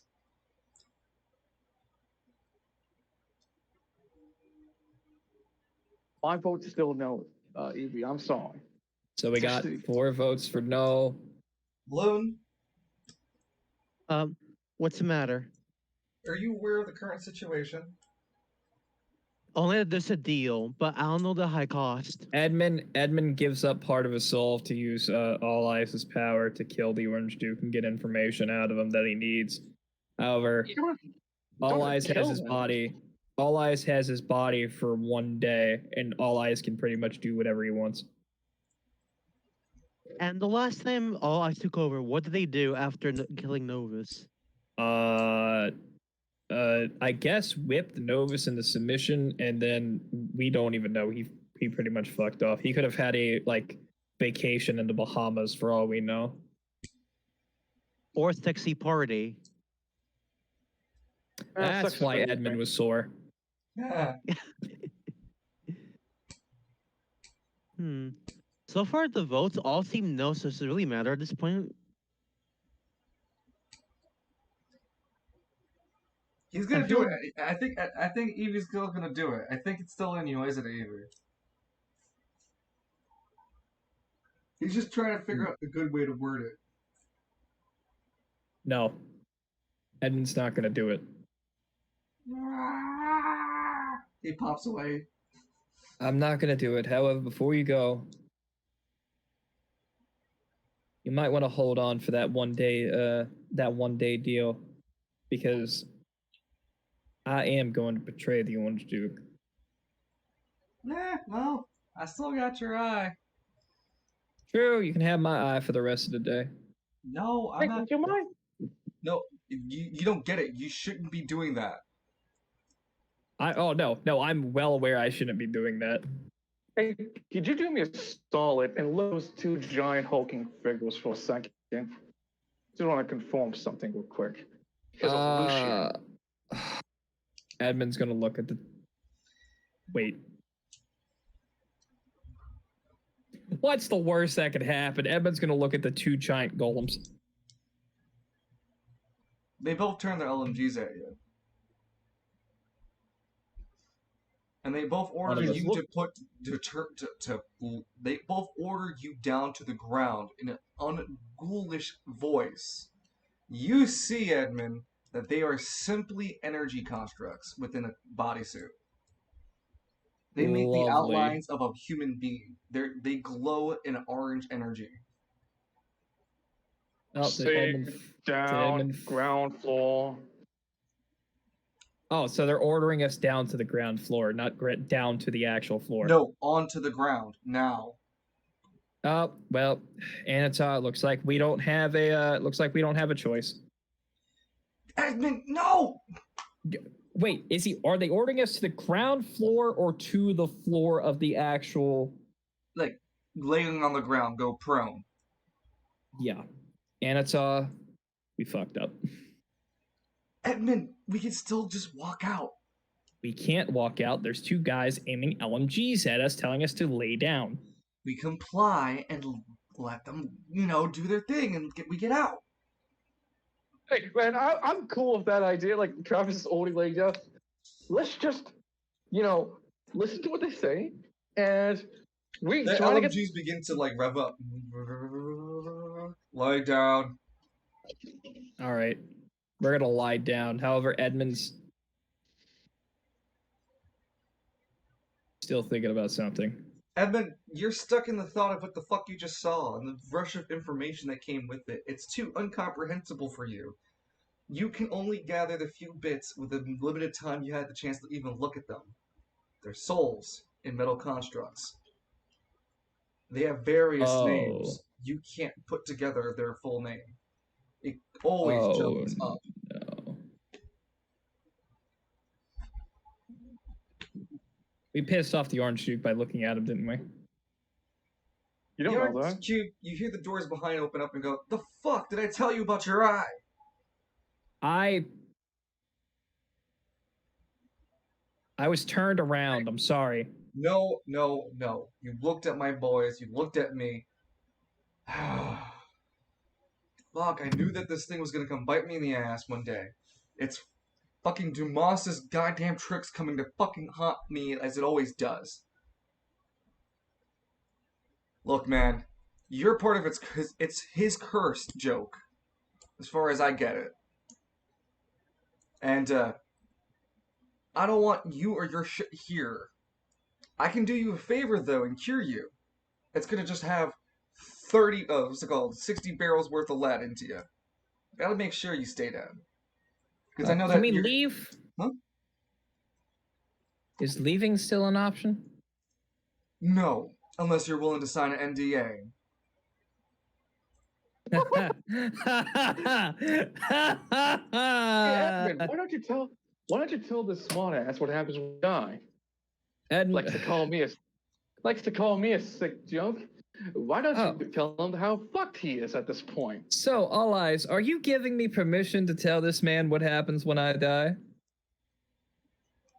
No, I'm giving you permission to give him a demonstration. Okay. All Eyes in exchange for my body for 24 hours and protecting my friends. It's like All Eyes just laughing while you giving the warrants.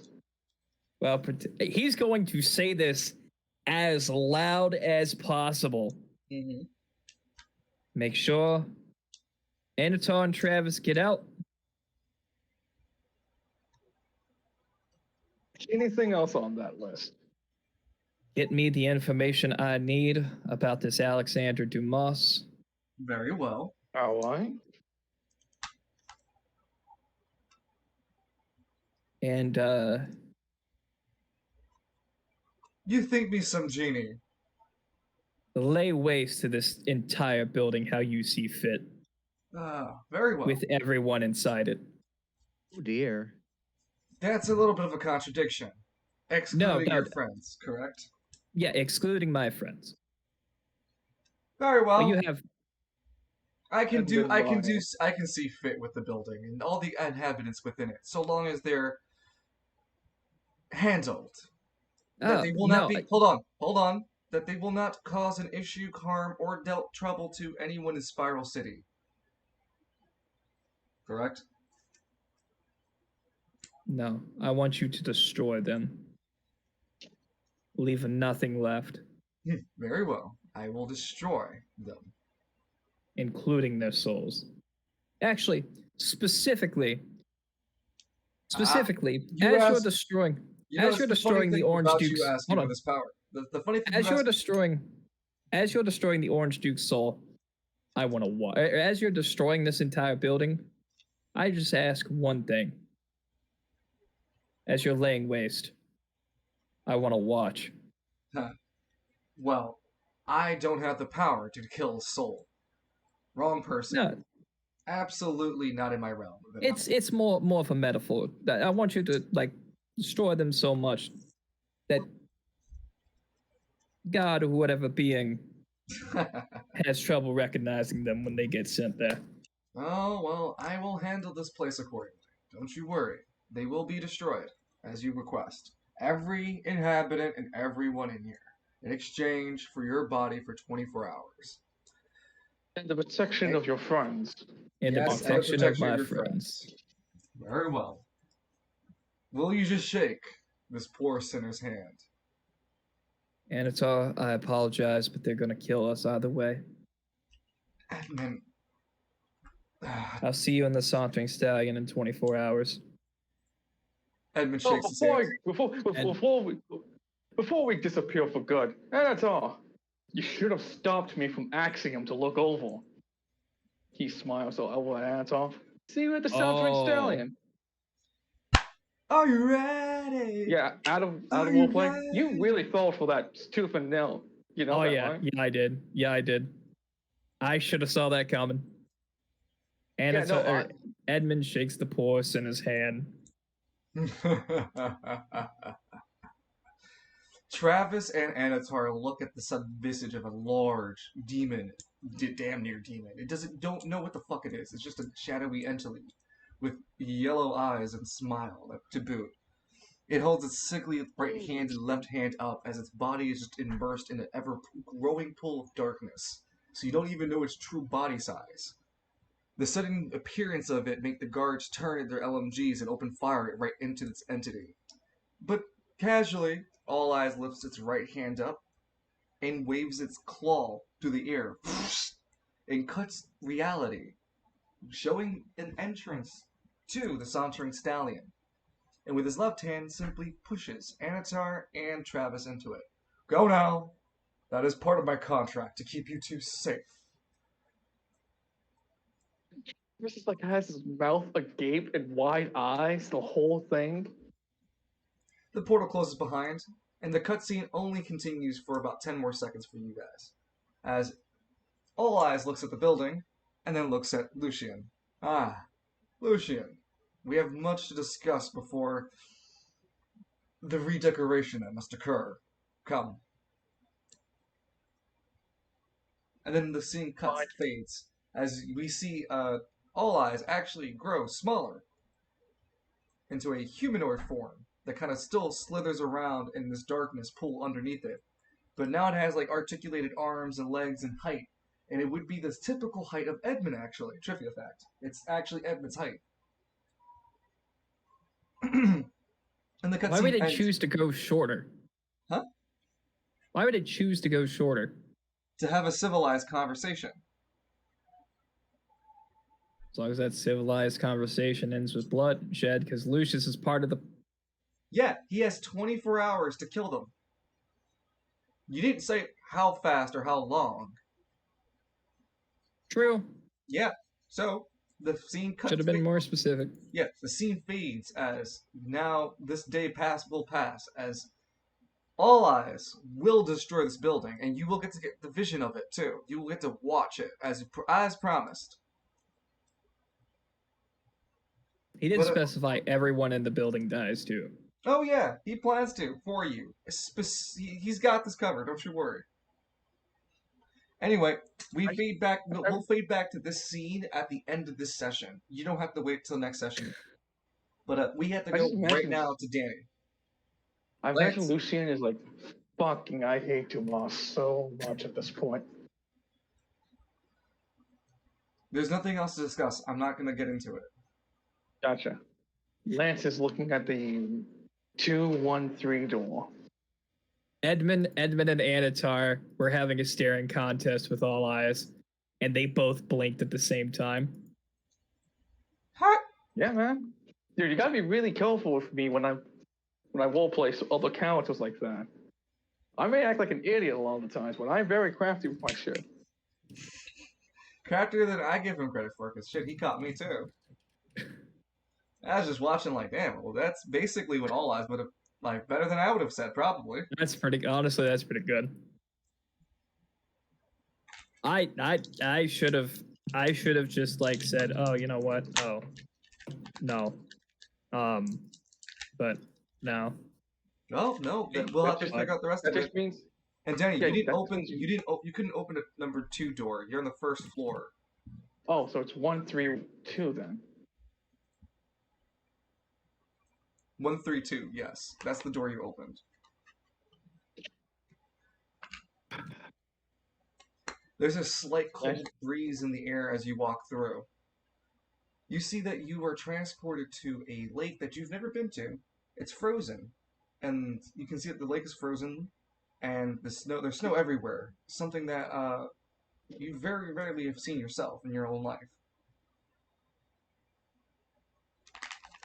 West Bay tends to be too humid for snow, so the only times you actually got to see it would be if it snowed in the other parts of the districts of the city. I'll be right back. Sure. No, sorry, I gotta pee. No, you're fine. Lance, what would you like to do? You have 2 decisions in movement. The room that it brings you to this desolate lake. Lance would slowly make his way deeper into this desolate lake, and tries to look around to see if he can spot anyone there. Every step you take into this room is a solid crunching sound underneath you, confirming that you're indeed walking in snow. There doesn't seem to be anybody around, though. And you feel the cold wind suddenly snap at you.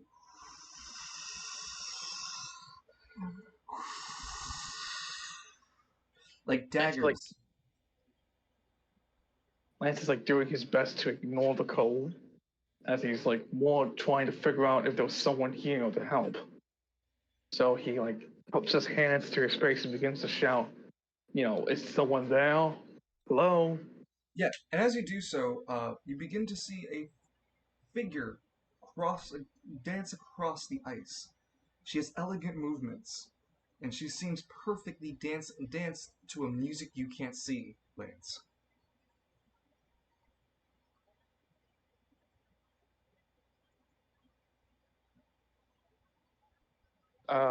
Excuse me. Listen, I'm sure wherever I am, it's Do you step some on the kind of... ice? No, Lance is as close to the ice as he can be. He's not stepping on it. Okay. So like, you notice that she just continues to dance as if you don't exist. So what Lance does next is he grabs a bit of snow, makes it into a snowball. With a decision, you make a decision, make a snowball, which is pretty easy, and then you throw it at her. The same decision. Hmm? It goes through her.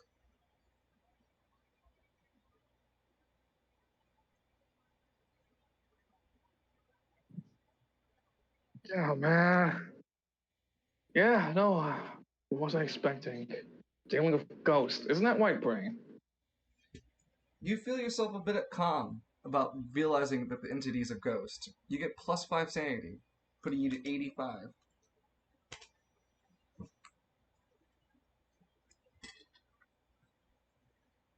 The room's not done yet. Do you want to continue to explore? Yeah. Yeah, I know. Brain, I normally would tread on that ice to see if I can get a reaction or whatnot, but something tells me something's wrong with that idea. What do you think?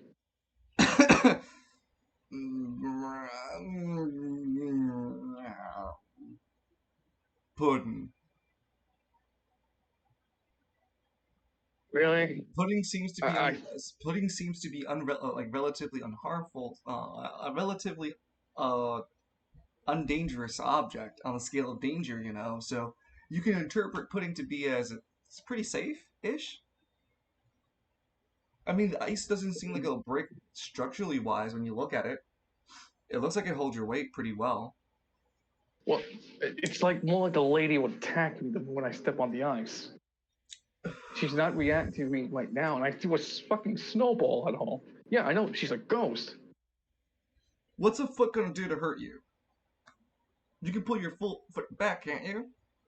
And aren't you already missing that foot? What'd you gonna lose? The suit foot? But it's a good thing that you can put it out, and I don't want to lose more what sanity I have. What's the sanity you're talking about? I don't know. It's something that's now in my head, and it's causing me to have a headache. You should stop. Let's go look around. You should stop thinking and put your foot down. You realize your foot's like over the ice now. Ah.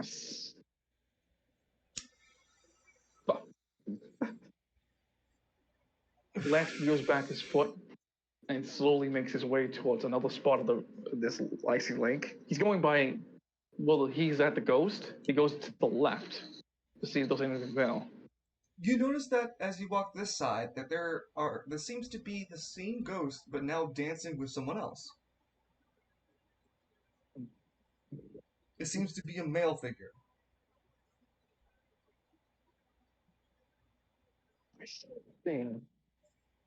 Is there anything else, like a building, or is it just these two? Just these two, and this lake.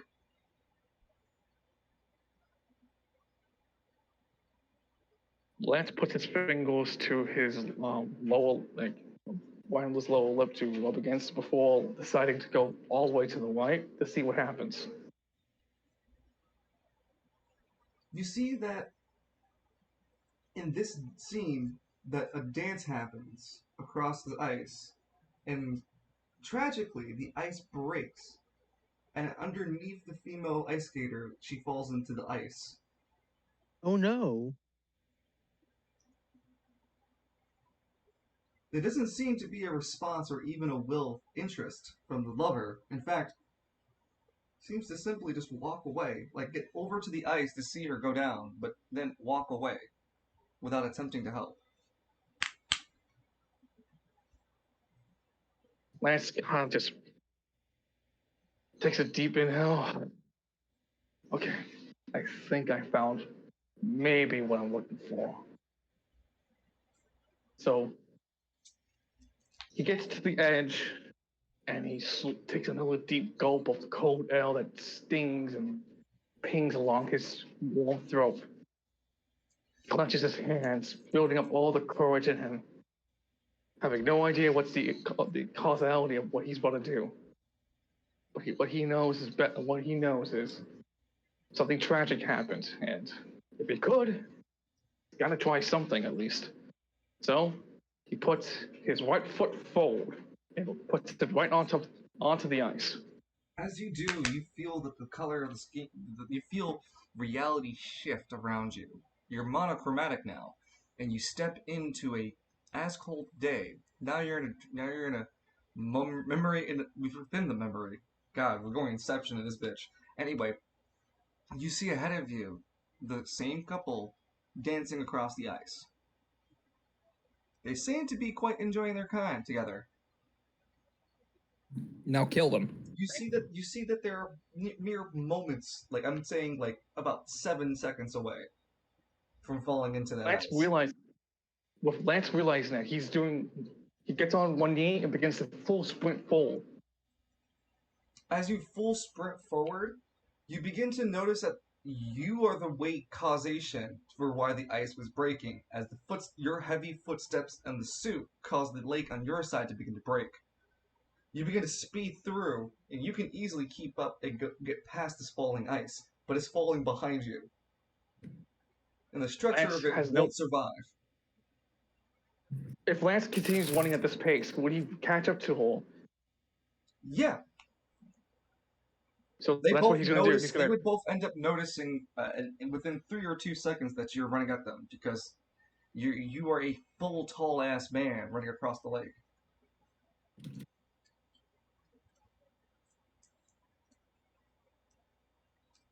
As Lance gets to both of them, can I use AP at all or no?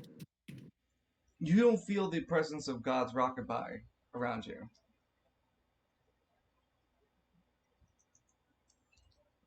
Well, it's just me, myself, and my strength. So what Lance does is that once he gets close enough towards both of them, he would kind of like pivot himself just in a way to force push both off the lake with all of his strength, fully well knowing that doing such an action would cause him to fall into the lake because he, stopped all momentum and would crash into it. All right. Lance, you rush towards them. They both recognize that you're there, but before they can react, you put your heels onto the ice. You feel what little stability you have left fading because the ice behind you is slowly breaking, catching up to you. And you, with all your strength, shove with your left and right hands, they're both of them away from the ice as hard as you can. Roll a deep 100. Can I add any modifiers to this? I already added the modifiers for you. Stability of the ground falling apart, is kind of in your favor because you got ahead of it. Your strength is definitely a factor, and you caught them off guard. 54.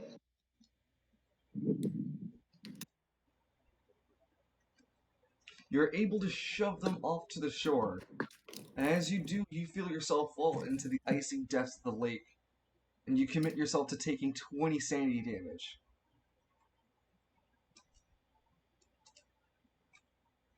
You feel the ice water suck and inhale through the suit because at this current moment the suit's not really there for you. And you feel it grasp your lungs, Lance, as you try to struggle for a breath. It pulls you deeper and deeper into the water. As you get closer to the bottom of the lake, you end up seeing this lady figure approach, and she smiles gently at you. Thank you for trying to make things better. My life didn't change, though, she says sadly. My husband was an abusive man, and the accident actually spared me the tragedy of living with him. I'm sorry. It's okay. We came back to the lake later when the lake was actually safe again, but he ended up killing me on purpose. He was caught with his crimes later. So in the end, I was still saved from his abuse. Thank you. Lance smiles at all, like, I had to do something, you know? I just couldn't. Here, this will help you in your journey. And she hands you a red memorabilia key.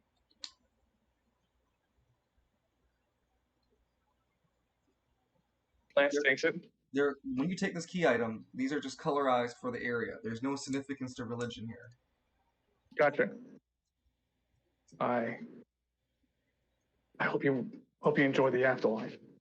She fades as Lance returns back to the hallway, still with 65 sanity. So Lance is holding his head.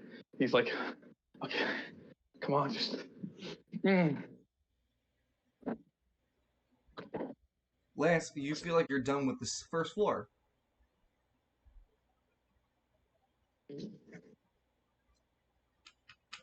Lance has understood 1/4 of the mystery of the hotel just by experiencing it. There is something going on here, Lance says to himself, making his way to the staircase.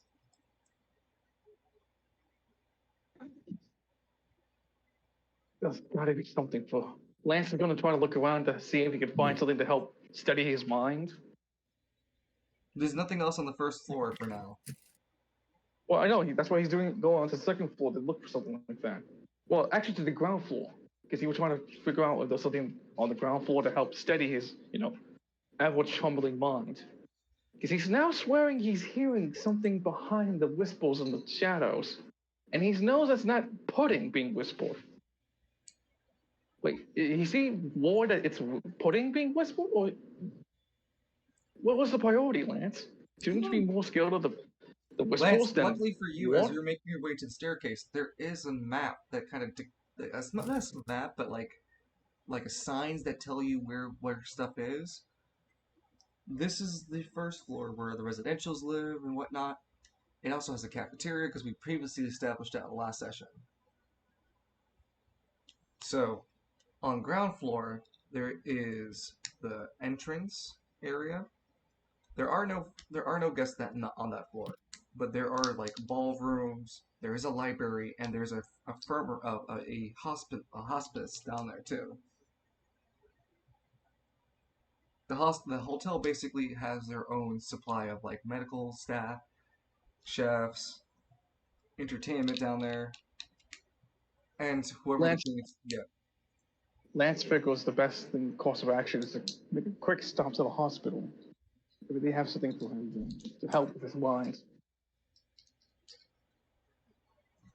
Lance walks down the staircase. Roll a D100. Your sanity is the modifier.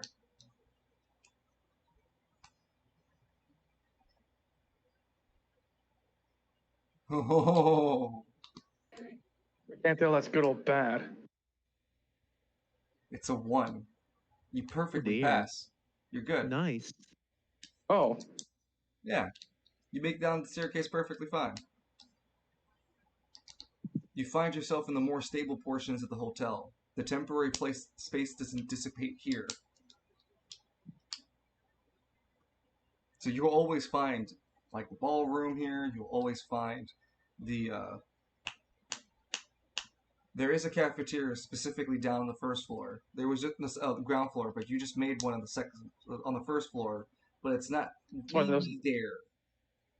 That's why there's no food. That was why no food was there. No anyone was there. It didn't exist. Exactly. But there is a cafeteria on this floor for sure.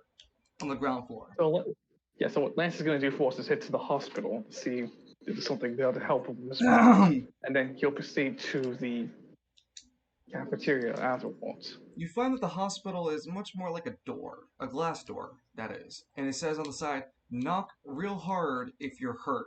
If you can't knock at all, please pull the string. And you notice the string actually goes all the way to the ground, and it rings up to a bell. Don't ring the bell if you can knock. I'll be very mad if you ring the bell and you can knock. Lance obviously reading that and understanding what it means. It takes Lance like a bit, but yeah, you understand not to pull the bell if you can pull it.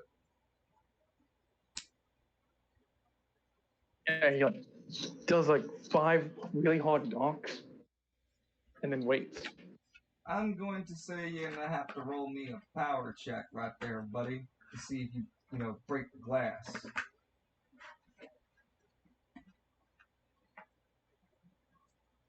D12. 5. Nope. Yeah, don't break the glass. I'm coming. A gruff voice speaks from the back. You better be fucking hurt, or I'm gonna hurt you my damn In self. the sense. The window opens finally, and it reveals this darkish-tanned man with really bad 9 o'clock shadowed shaving. Like, he clearly doesn't shave too well. He has lazy green eyes and looks at you rather apathetically with the mop of a black hair he has. What can I do for you? My name's Lance, and I'm hoping that you have something to help with. I'm starting to really see things around here, and I hope. Excuse me, sorry. Bless you, man. Thank you. I hope, yeah, hope you have something to like help quell the growing anxieties in my head.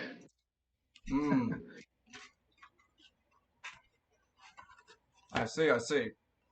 You're experiencing you're experiencing regular levels of dementia and schizophrenia.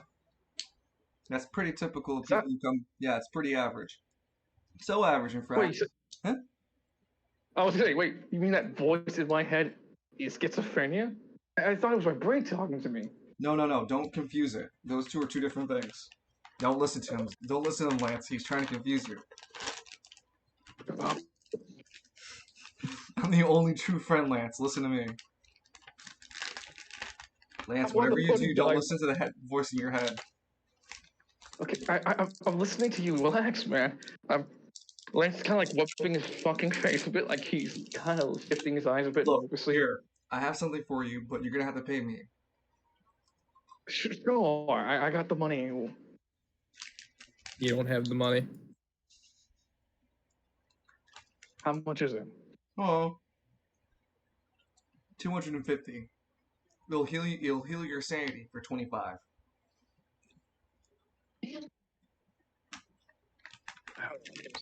I have 5 of them right now.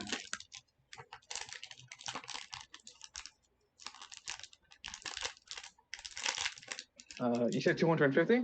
Uh-huh. Can we make that 500 and... 2 of them? Yeah, 500.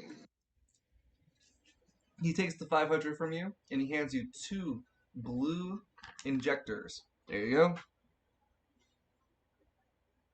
And this is the only place I can get these, right? Or the current moment, yes.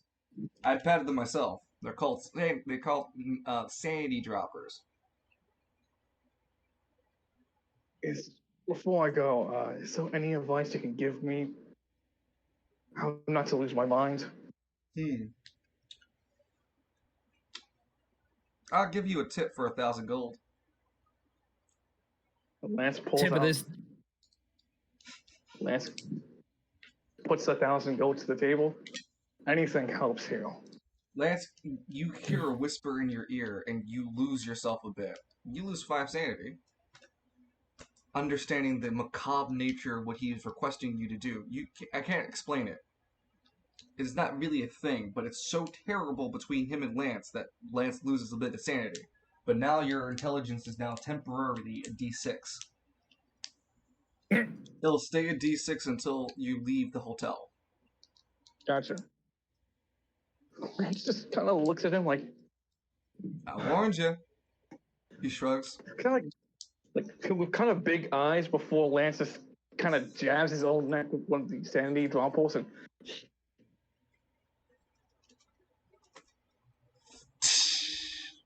You feel That's an 25 adrenaline rush, damn near, and you feel your mind from being clouded and bloated to being crystal clear, damn near. You feel yourself back to normal and do not receive any penalties currently for severe penalties or any penalties for rolls right now.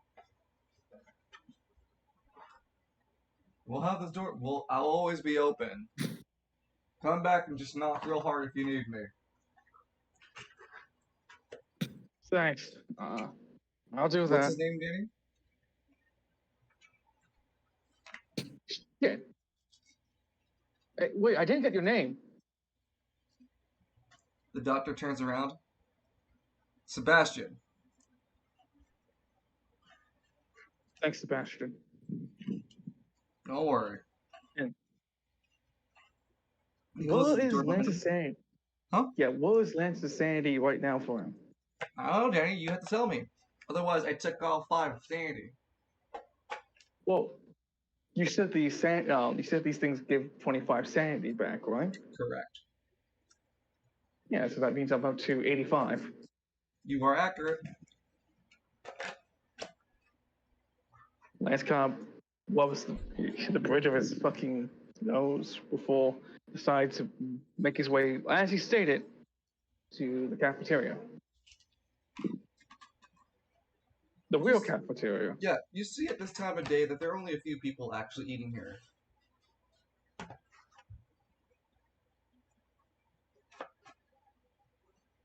So, I'd say at best there's like 3 people at best.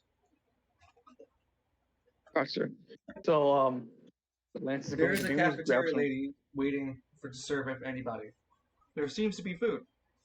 And it does catch your smells. Lance walks over to the cafeteria. Please tell me this is actual food. Why, yes, honey. I sure as hell cooked it. What do you want? A burger, some fries, and a fruit cocktail. Huh.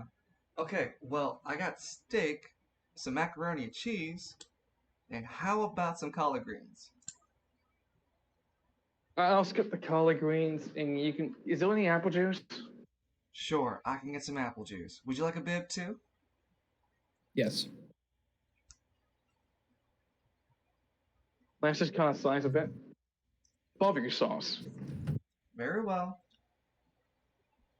Before you go, Huh? does a damsel and her husband, does a damsel falling in a lake of ice mean anything to you? What, you mean Elizabeth? In room 132? No, that was room 130. Yeah, sorry. You're right. 132. Yeah. Yeah. Whole name was Elizabeth. Yeah, poor soul. Well, she used to be a regular at the hotel. And then her what was her full? ice. What's her full name? She fixed your plate up. I don't actually know her full name. Just that it's Elizabeth. Thanks. I don't see her much. What's? Lance looks away when she says that. Yeah. What's your name? My name's Lance McKinley. Sonia Red. What? Sonja Red. Sonja Red. Soldier, man. Does she know an Nice. Arnold? I don't know the reference. Me Red neither. Sonja. Arnold Schwarzenegger was in it. No, she doesn't. Ah. She gives So, you steak, some mac and cheese, and more steak because you double down on it. Oh, I asked for apple juice. Well, she gave you apple juice. Fantastic. So Lance takes the whole thing and thanks Miss Red for it as he proceeds to go take a table next to someone. You see that everyone looks at you kind of unhospitably and do not want your presence near them. They seem to be elder folk. Feels like I'm in West Bay all over again. Takes the so he picks a table that has someone on it, but he sits at the far end of it. What do you want from me? The old man cries out. Can't you let me eat in peace? I mean, I'm over here on this side of the table, and There's- you're over there. There's 6 other tables in this whole cafeteria, and you're telling me you had to choose this one. Don't get smart with me, young man. Can I ask you something? Yeah, and then get the fuck stepping. What? What do you want?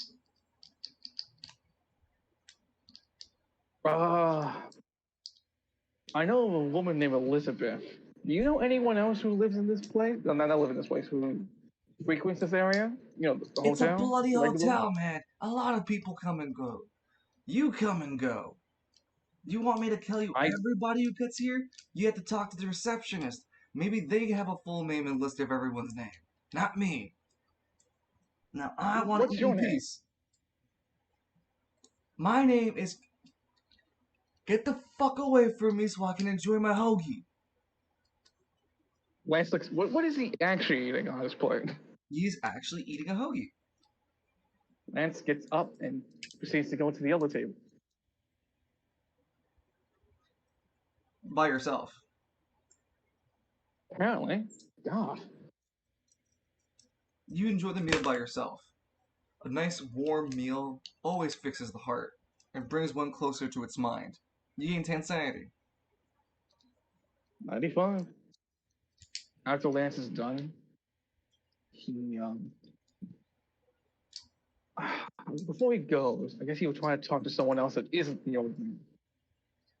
There'd be no one else after Lance is finished. Oh, wonderful. Lance makes his way to the receptionist table.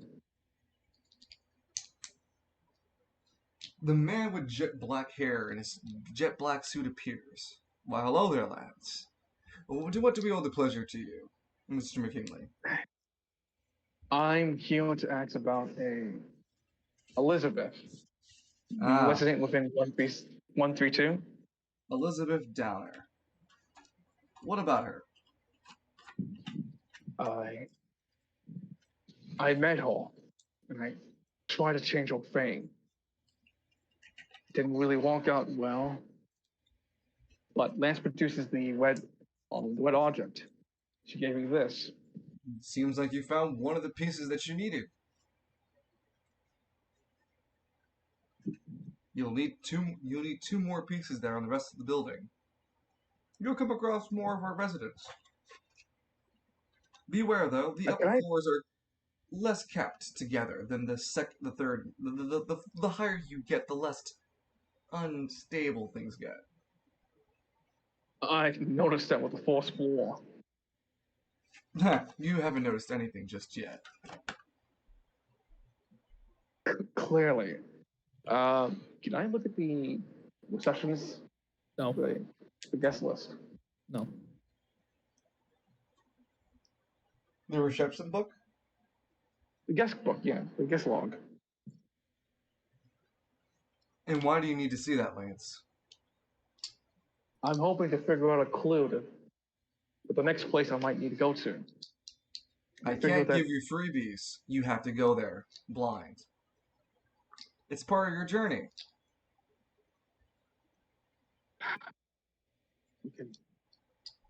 At least thanks for the honesty. Now Hey, hurry along. Real quick. This place will always be safe for me to travel to, right? If you can manage to return back, yes. Okay, just making sure. Wait, one last thing. Why is this place more different than when I remember the last time I was here? I don't remember all this. I was here with my friend Alistair. And you This went mad. place- You lost your mind almost immediately on the ground floor. You left almost immediately too. You had no time to truly explore the hotel as you can now, and that's the purpose of the first visit. Oh. Don't tell me there's gonna be a second visit. Most don't make it to a second visit, Lance.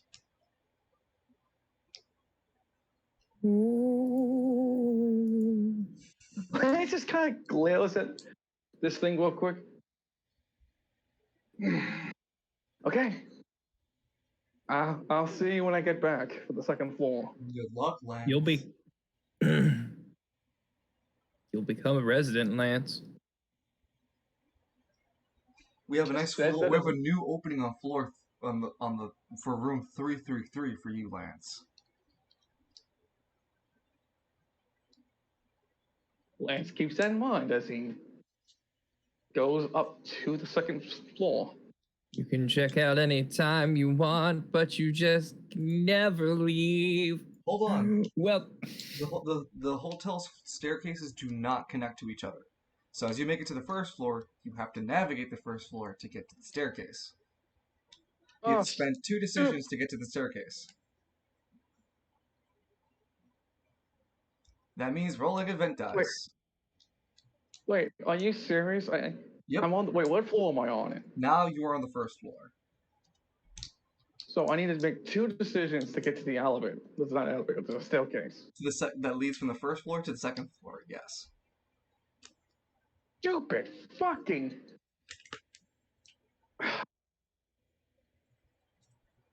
So what Lance does? Would be easy.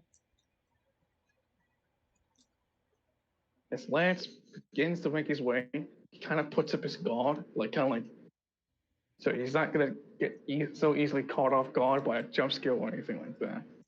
Roll a d100.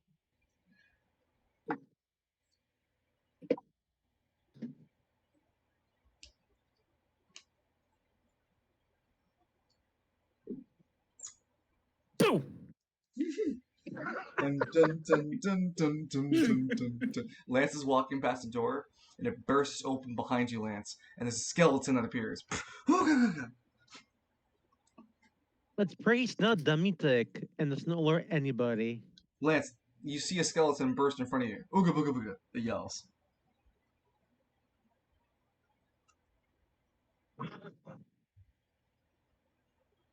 Like pats himself a bit before you know where the staircase is?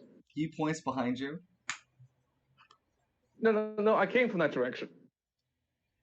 That's where you should be going. Behind him. Back where you came from. It starts to chase you down, Lance. No, Lance just stands his ground, unfazed by the threat. He's just like, look. It raises its right hand and it fades into you. You take 10 sanity damage. Son of a...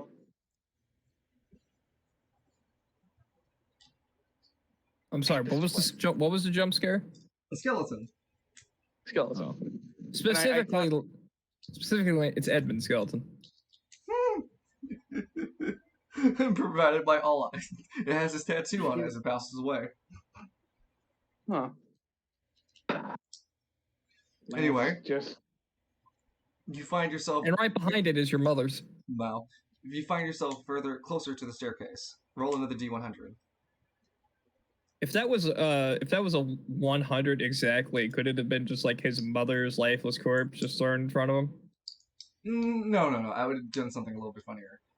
Nothing of note happens as you finally make your way to the staircase and get yourself up to the second floor, where we leave you off for now to finish off the Long Bridge scene, because that's going to be finished here. on this stream. Come on, sure. Alistair. Die. Please, I want you to die. Loon, he is not joking anymore. This man is literally holding a gun up my head for your blood. Oh damn. Actually, I want to remake the contract with all eyes. Kill Alistair, Kaysen. Why did Alistair deserve this? That's the Listen, funny listen, thing. Edmund. Nothing.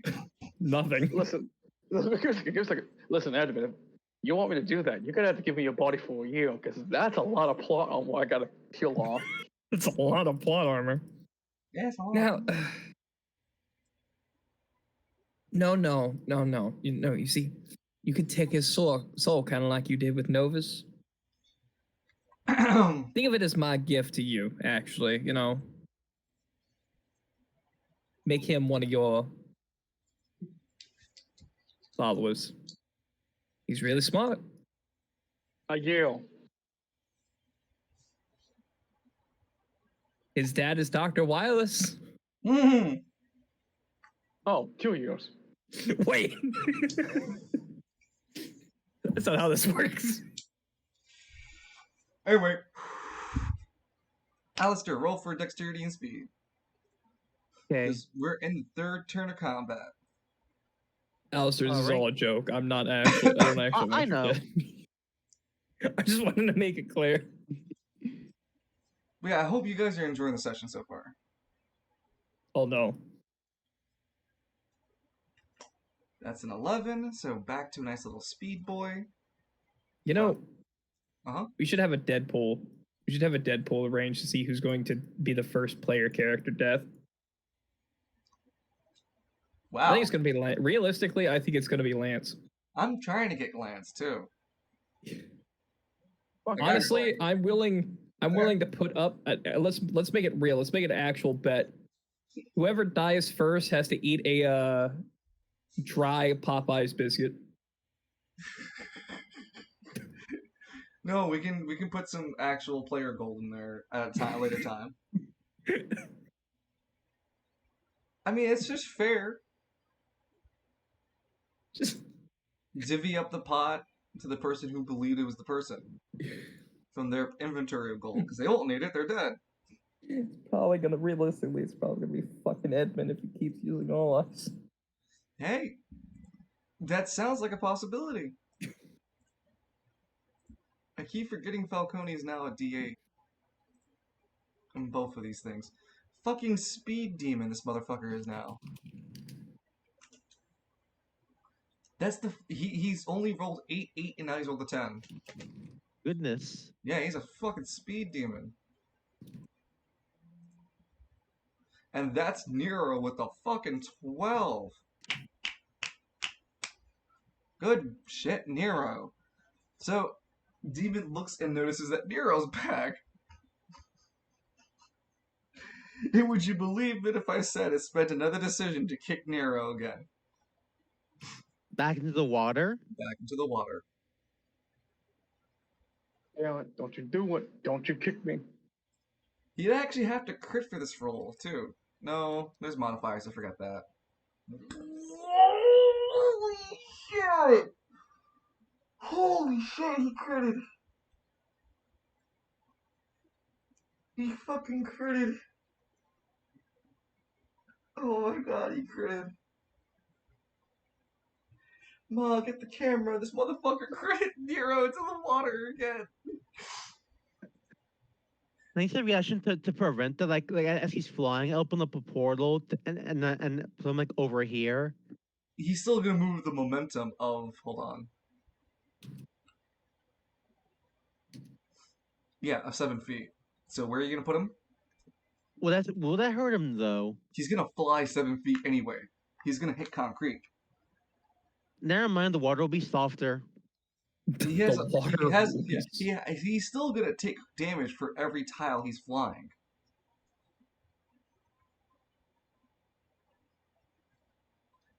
He's flying 7 tiles. He's taking 70 true damage.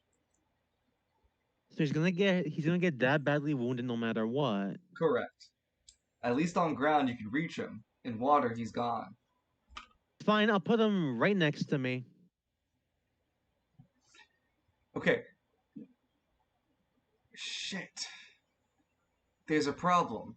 You can't put your portals on. You need to put your portal on a surface. If you put it on the ground and you put it in front of where he's flying, all you're gonna do is send him launching up 70 feet into the sky, which then he'll plummet back down and go through the portal again on the blue side. And he'll be flying towards the demon again.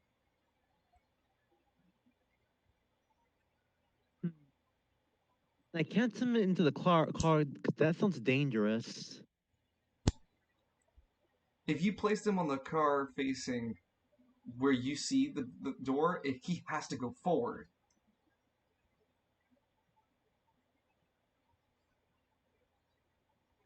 The light post over here is gone because Falcone took it and used it as an improvised weapon.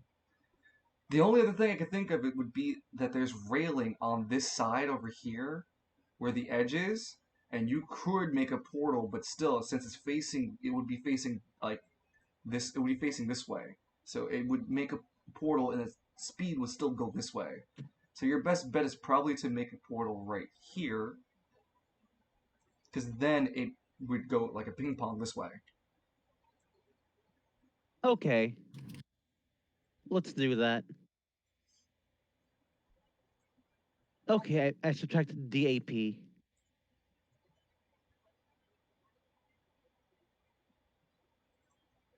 Okay.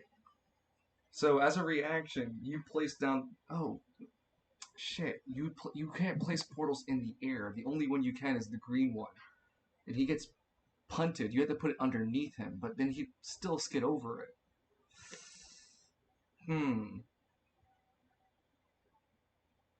Leaves me in a tough pickle. I don't know how you're gonna get him on that portal.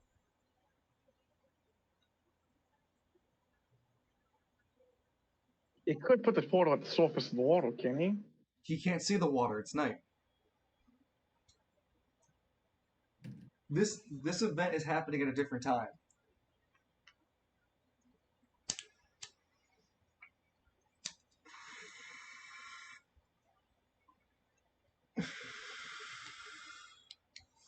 I'll ask you to roll a D100 and see if he just slides into it, Alistair. Okay. Yeah, that was low enough. That's as improbably low as you can probably get. Lucky for Nero, he only takes 10 points. Well, he'll have to continue flying. So he moves one tile, so that's 6. He flies out to this portal down here. So 6, 5, 4, 3, 2, and 1. And finally crashes here and takes 70 points of true damage as his body cracks onto the ground. He divides that 70 true damage by 2. It heals back 35. But he is definitely past his HP pool. Sorry. First he takes 70 true damage. So, no, he does not lose a death saving throw automatically. But because he heals for 35 HP, he actually comes back up. He's barely standing. Oh, the yellow energy mends the broken shoulder that he experienced. That hurt. That fucker nearly killed me. Oh shit. I don't think we got this, guys. Oh, something's telling me we don't got this. Ooh. He falls over to his side, like laying on the concrete. Oh, fuck. He hit me in between heartbeats. That was cheap. He hit me so hard. I lost my Irish accent for a second. Damn. Reminder, he only lived because you guys, like, insisted he get the Celestial Moon. Hey. It happened 3 times in the one session, and the odds of that happening are like astronomical. I agree.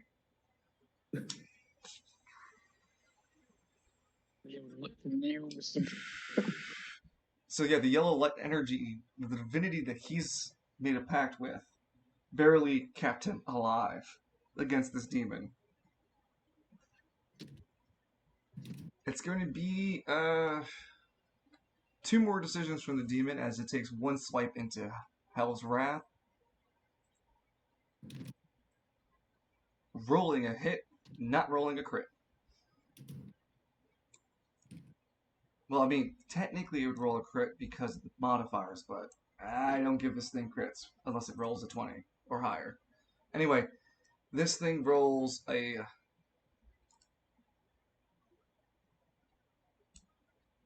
It bears its claws at Falcone and slashes with its talons, dealing 28 damage to the Hell's Wrath. Hell's Wrath has 12 defense, so... And he has 60 temporary HP.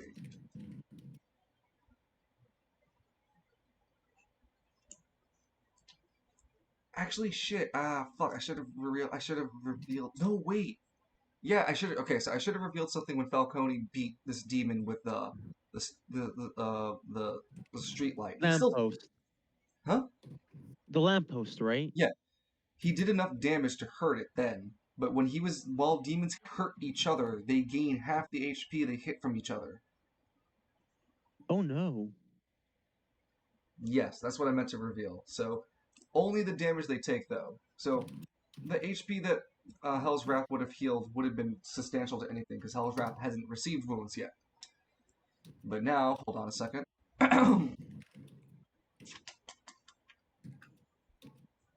Hell's Wrath takes 28. No, it's a modifier. So really it's 33. So it takes 33 damage. 33 minus 12. He takes 21 damage. This entity only heals half of that 21, but grows smaller in size as he heals. Yeah, he grows smaller in size. And his armor looks a little bit more less resilient. Well, he was still pretty big, so it's like this big now, but not as big as he was earlier.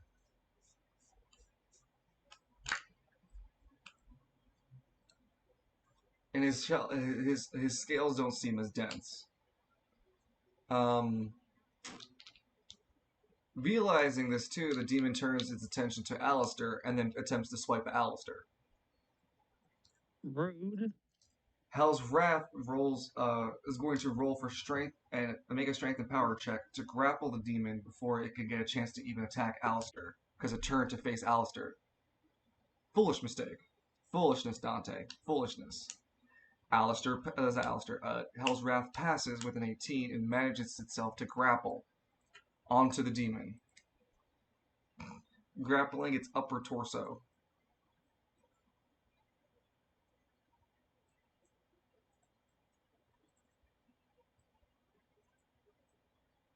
Sorry. So, Hell's Wrath prevented Alistair from being hit.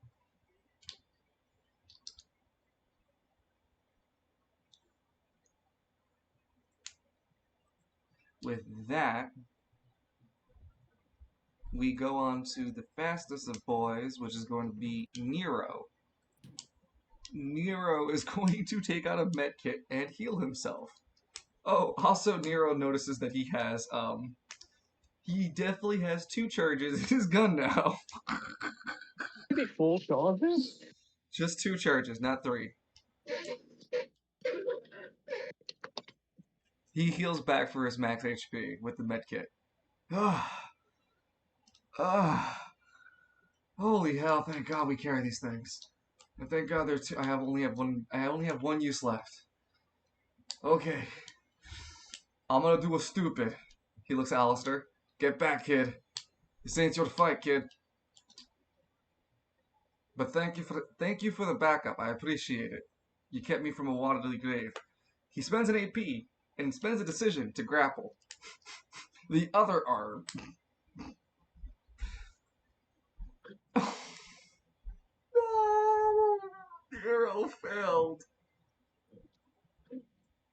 What? Oh wait, what just happened? Why is Nero?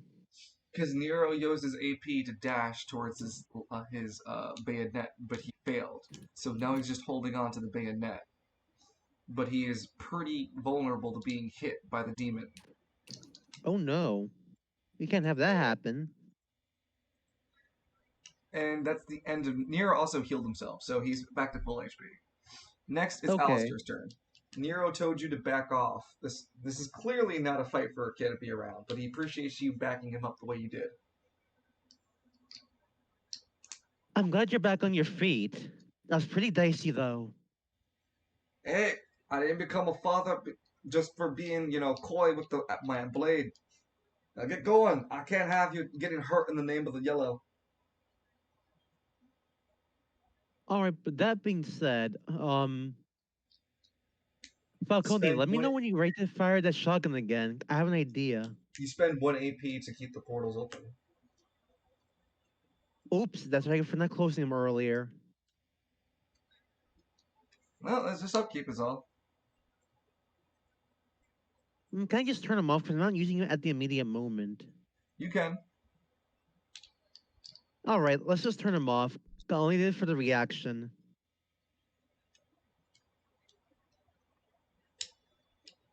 Let's see. I'll spend my first decision to let actually no, not yet because I had I'm waiting for Falcone's shotgun to be ready for firing again. But meanwhile, I will actually no. So I want this anyway. Can I scan them again to learn more stuff?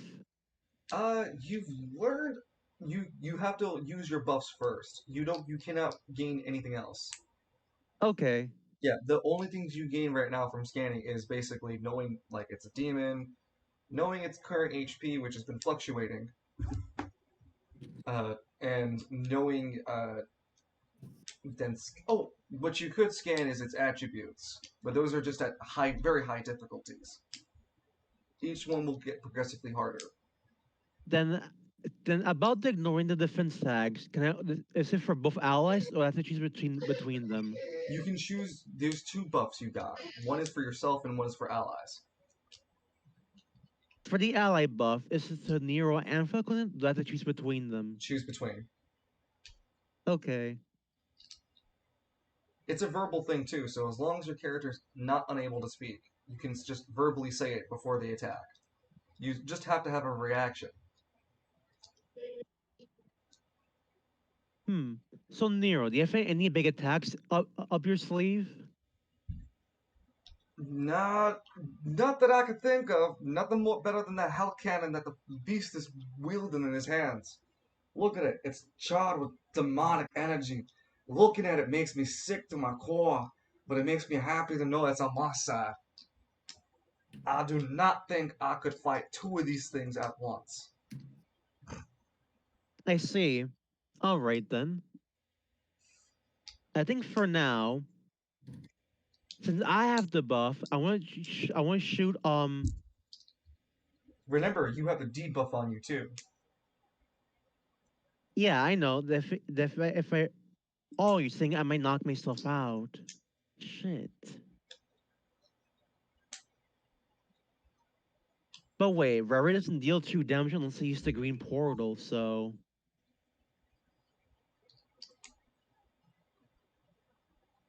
I mean, you shoot the rocket launcher and see how that goes. You know Explosive 3 deals true damage, right? yeah. But if I deal in the actually no, I'm gonna hold off. I wanna check back on the car. I'll do that. I'll use my movement to get back in here and check up on the phone because I wanted to call Juniper. Yeah, you find out the phone's charged. You can spend a decision to activate it. Well, you spent a decision to get in the car, and you can spend a decision to activate your phone. You want to call Juniper? Yeah, I can't think of nobody else. Ring, ring, ring. Hello? Juniper. Juniper, it's me, Alistair. What is it? I'm requesting assistance. We're What? fighting this giant demon. It might be from that building that you dealt with the others. I was just getting myself ready to go back to the undisclosed district. You know, part of all Squad Zero getting beat up. Where are you? I'm. Shit, where are. God damn it, I forgot where are we? No, no one help him. I thought you were gonna make me like. Are you gonna have me roll a dice to remember No, you have to remember it. It's the point of the scene happening. We drove here. It's a district everyone knows. there's a big bridge where I'm at. That's a few places. You could be here. You can be Caribbean. I fucking love that. That has the energy of I see the sky above me. Curse my ADHD. Hey, I have it too. Hey, I can't help you. The game said so. Yeah. I'm sorry. Is this a Oh, what am I saying? Is this a player trying to remember where it's at, or is it Yes, Alistair trying to remember? Player.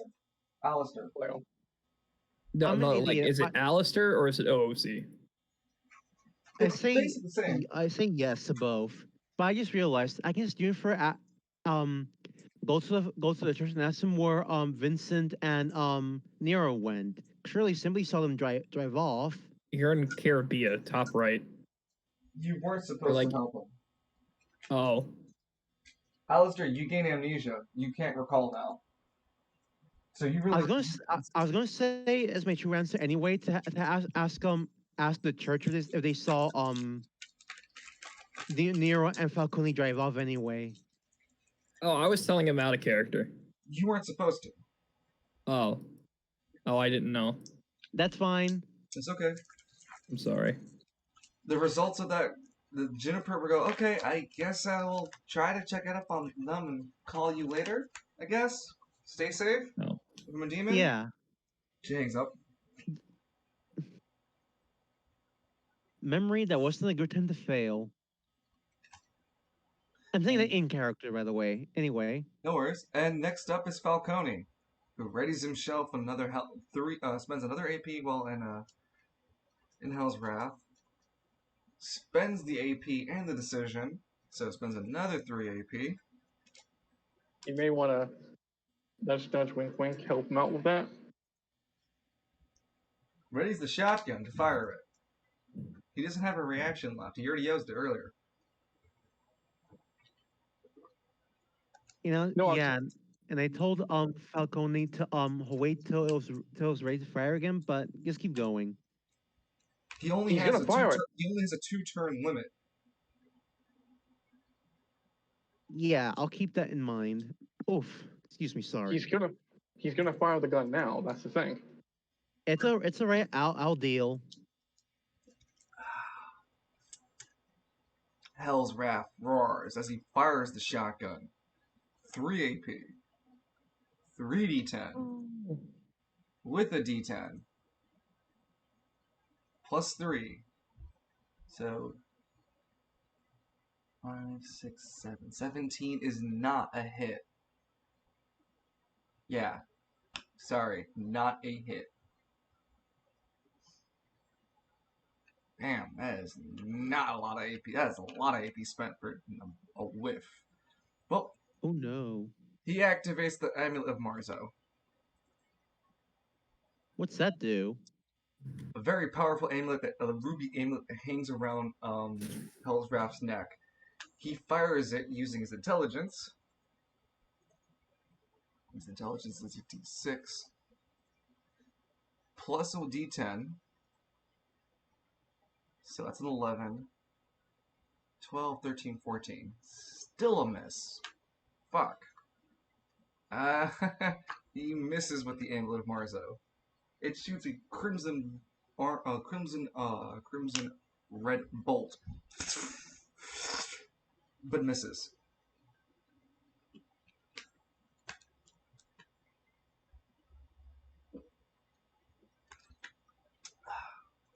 That sucks. And Hell's Wrath has to end his turn. Okay. Turn 4 now. And as we get into turn 4, both Nero and Hell's Wrath hold. Well, Hell's Wrath only should have one decision. Shit, because he was grappled. So it would have just been the shotgun miss. You want me to roll for initiative? Yes, initiative, because we're going to the next turn. Ooh, that's a good roll. That is a great roll. You go first. That's a 22. Falcone rolls. Nero rolls. Wow! Jesus Christ. Yeah. Holy fuck. They're not going to hold on.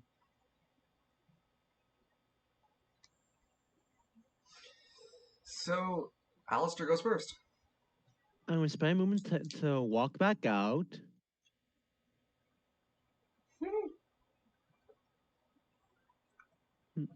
Right up to the demon. May want to,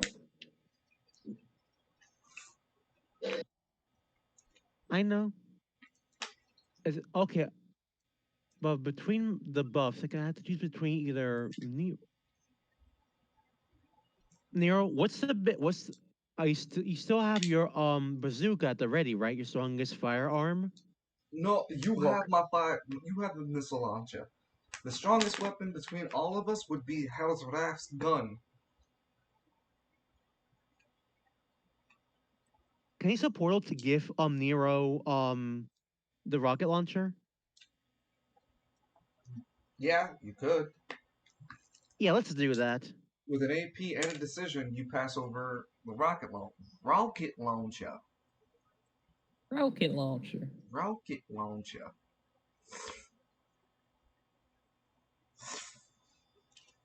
And showtime has to be in between. With a decision, you pass over the rocket launcher. And AP, of course. Yep. I spent the AP. You placed this portal on the surface of the demon. It looks wildly confused. And now that I'm passing the rocket launcher to Nero, I'm going to turn that portal off.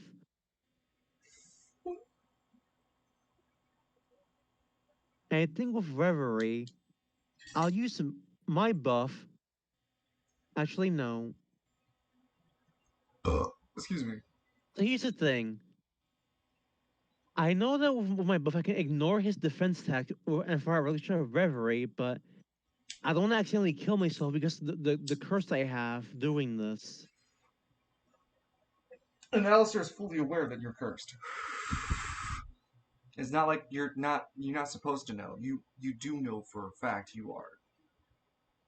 Yeah, but thing is, I don't want to accidentally KO myself trying a regular. Huh? Of course not. No. You know, I can do in character. Let's just say Alistair's a bit too worried about directly damaging it, so he's being smart. So you're just gonna shoot Reverie? I'll shoot a regular shot and ignore and use my buff since Alistair's gonna. Yeah, let's see what happens. The scan told you that there's soft underplates underneath the chest, right below the pectorals.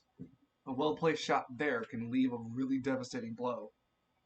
Deal enough damage to the spot, and you can leave it crippled.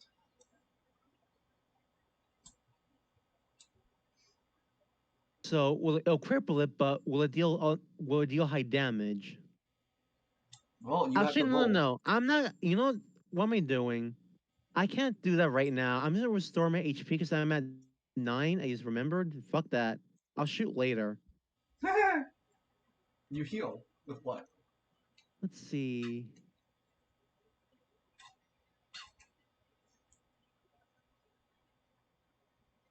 I have some potato wedges, so 1/4 HP plus 2 divide my level. So I'll use that.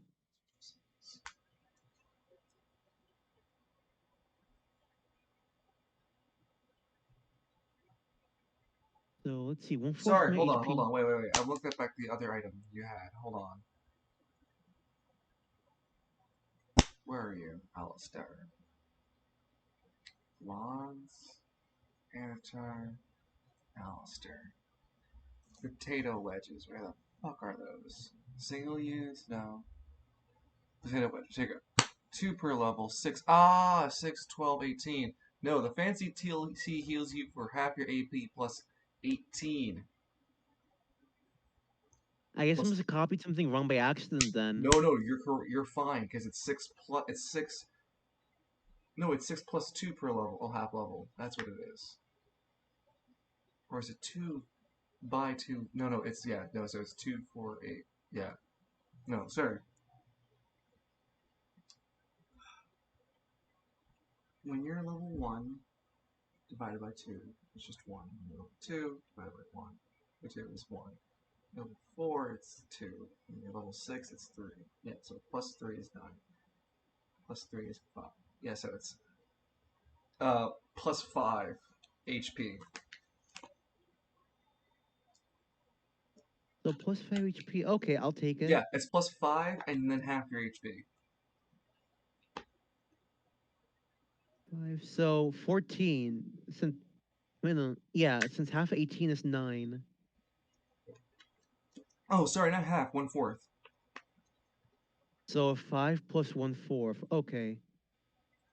Let me divide that by 18. 18 by 4. And we round down to 4, so it's 4 plus 5 is 9. You heal 9 HP. Exactly enough to be at full. The potato wedges, they sustain Alistair.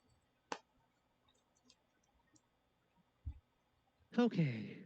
Feel a little bit more safer now. With that, it's the demon's turn. It has to spend one decision to throw off Hell's Wrath. It does so easily. Hell's Wrath is no longer grappled. It spends its second decision to swipe at the very easily swipeable fucking man who's hovering off his right arm. I mean, he hits anyway. And pelts this man, dealing plus, yeah, 24.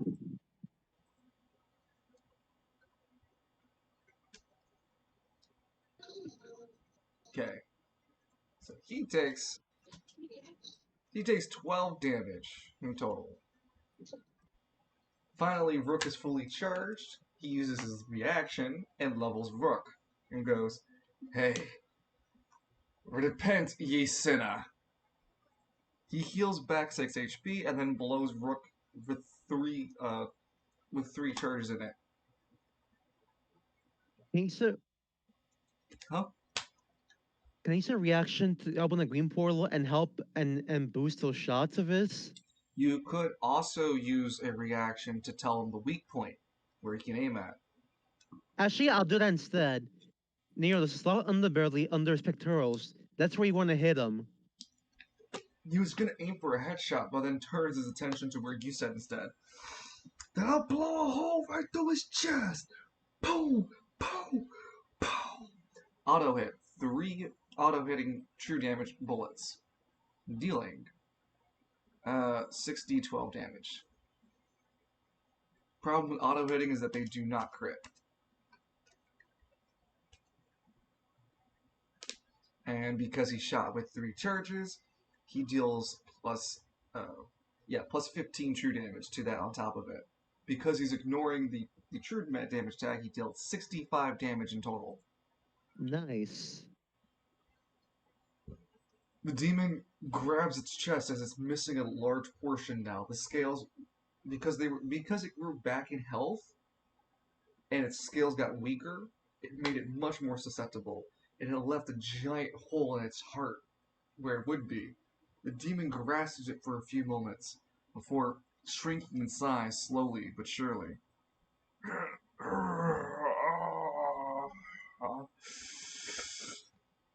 As it grows smaller, you can see that its biomass is containing the wound.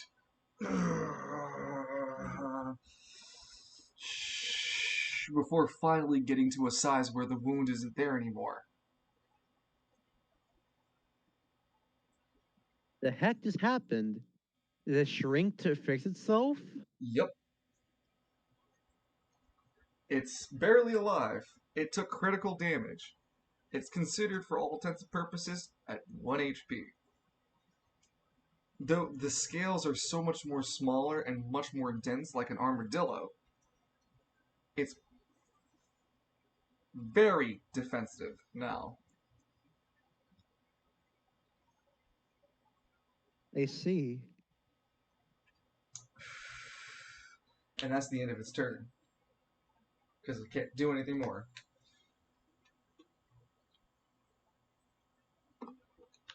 Quick! And then Nero falls onto the ground. Quick! How does that? Get some bounds on it, minders on it or something. This is the last turn he can use the Hell Shotgun. The fuck will Falcone do? Hell's Wrath do? Walks up to it for sure.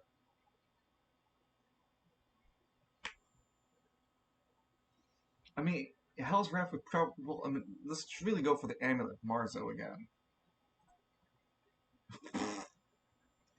That's not good. That's also not good. That amulet, it's not hitting. Okay. Well, he's spending AP in this form. It is not going hot. Fuck it. 3 more AP means that he can only stay in Hell's Wrath for 3 more turns. But this is the last turn he can use the Hell Shotgun anyway, so nuck if you buck. 3d10 for the ammo type, for the amount of bullets shot, the AP spent. Then it's a 1d10. That is a 21, so he crits. So it's a 30 times 3, which is 90 damage. He crits with 90 true damage. Holy shit. Even though it becomes resilient to true damage, it takes 45. It'll only take 45 of the 90 true damage. It still only doesn't have enough defense, as the Hell Shotgun penetrates and blows the demon finally to pieces.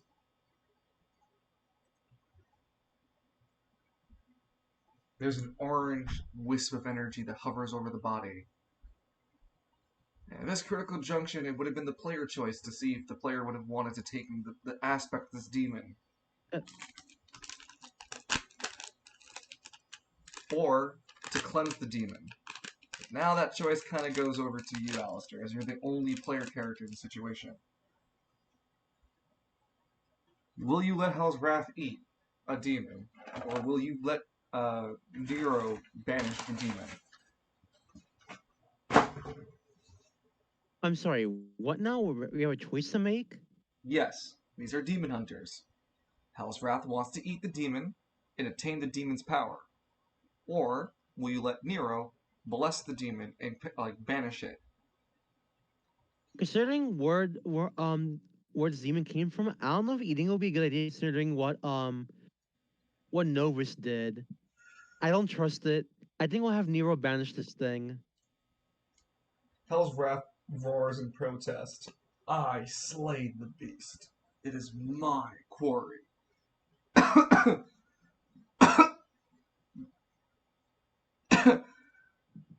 Do not deny my meal, I will make you fear. It is now my feast. No, do not deny my meal, I will make you fear. I said, I slay the beast, it is now my feast. Are you sure you don't know where it's been? You sure you want to eat that?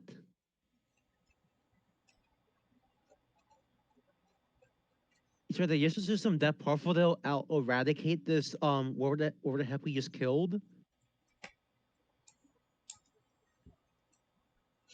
Hell's Wrath ignores your plea, simply grabs the right shoulder plate and bites deeply into its core body.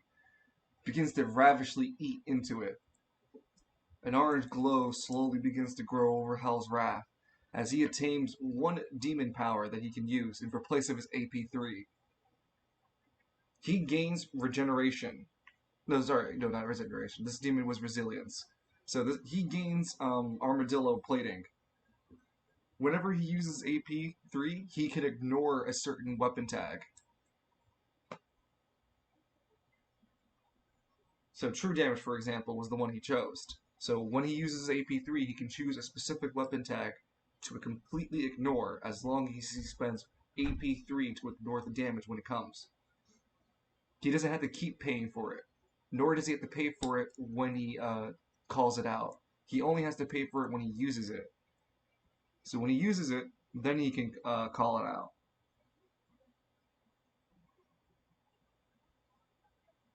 Okay.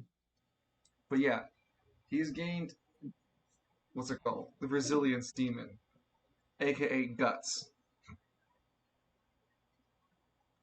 And that is the final, he feels the satisfaction of finally slaying the final survivor of the police massacre. The Gridiron. Yeah, the Gridiron Prison Massacre.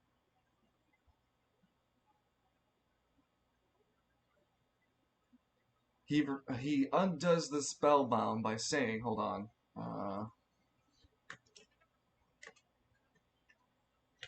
I hope you messaged Kalis and asked him what. Huh? Did you message Kalis about this whole thing?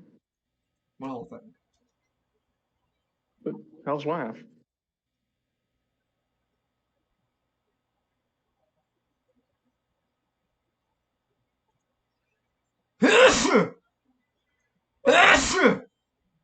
Bless you.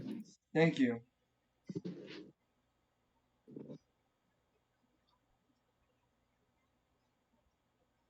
There's another rhyme to turn him off. Here it is. Foes take flight, crushed by our might. Return to your change. Hell's wrath be restrained. And with uttering the phrase, Hell's wrath returns back into his mild-mannered Falcone form. And not in the nick of time too soon, because he was draining the fuck out of himself. He returns back and he has like blood on his jaw. He goes, oh, fuck, did I get fucking eaten? Oh, I'm gonna be fucking sick if I ate that. Well, but also better run back and call Juniper and say, "Oh no, we're good now." JK. JK, we good. JK. Like I'll make it to you, but I don't know. I'll buy you some ice cream. No. I just need you to get Falcone and Nero to come into the office to complete their paperwork. Oh yeah, they have pretty good bounty on this. Falcone, you haven't completed your paperwork. You know, I need to add a character like that. But yeah, you guys complete the Long Bridge, the Caribbean Long Bridge event. Here, these nuts on your chin. Plus 10 order to the 30 negative chaos territory brings it up to 20 negative chaos. The streets feel a little bit easier, but that's not actually a good thing for Caribbean. What? Well, I mean, Caribbean is an underhive. It's naturally that state of chaotic. It's got its own rules. But anyway, Demon's done. Falcone's gained his special little perk. He can swap his AP3 around for other demon perks. Right now, he has the resilience one. How much if he eats all eyes? Huh? What if he eats all eyes? Yeah, no, he has to be strong enough. It would kill Edmund. And yeah, he'd probably kill Edmund. And probably just have all eyes as a tattoo on him. And then all eyes would have Hell's like access to Hell's Wrath. That's a great idea. How about he just eats, Edmund? How about we not? Edmund's not in the vor. I like that idea. Edmund's not in the vor. Sounds pretty cool. All right, the bridge is done.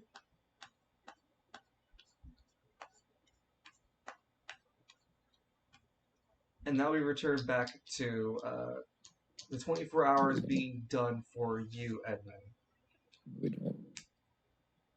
It is literally 23 hours.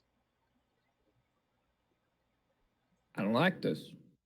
It is 23 hours and 59 minutes. Of course it is. When you return back into vision, and you see, hold on. Actually, this is the better camera. Sorry. Let me switch cameras for you guys.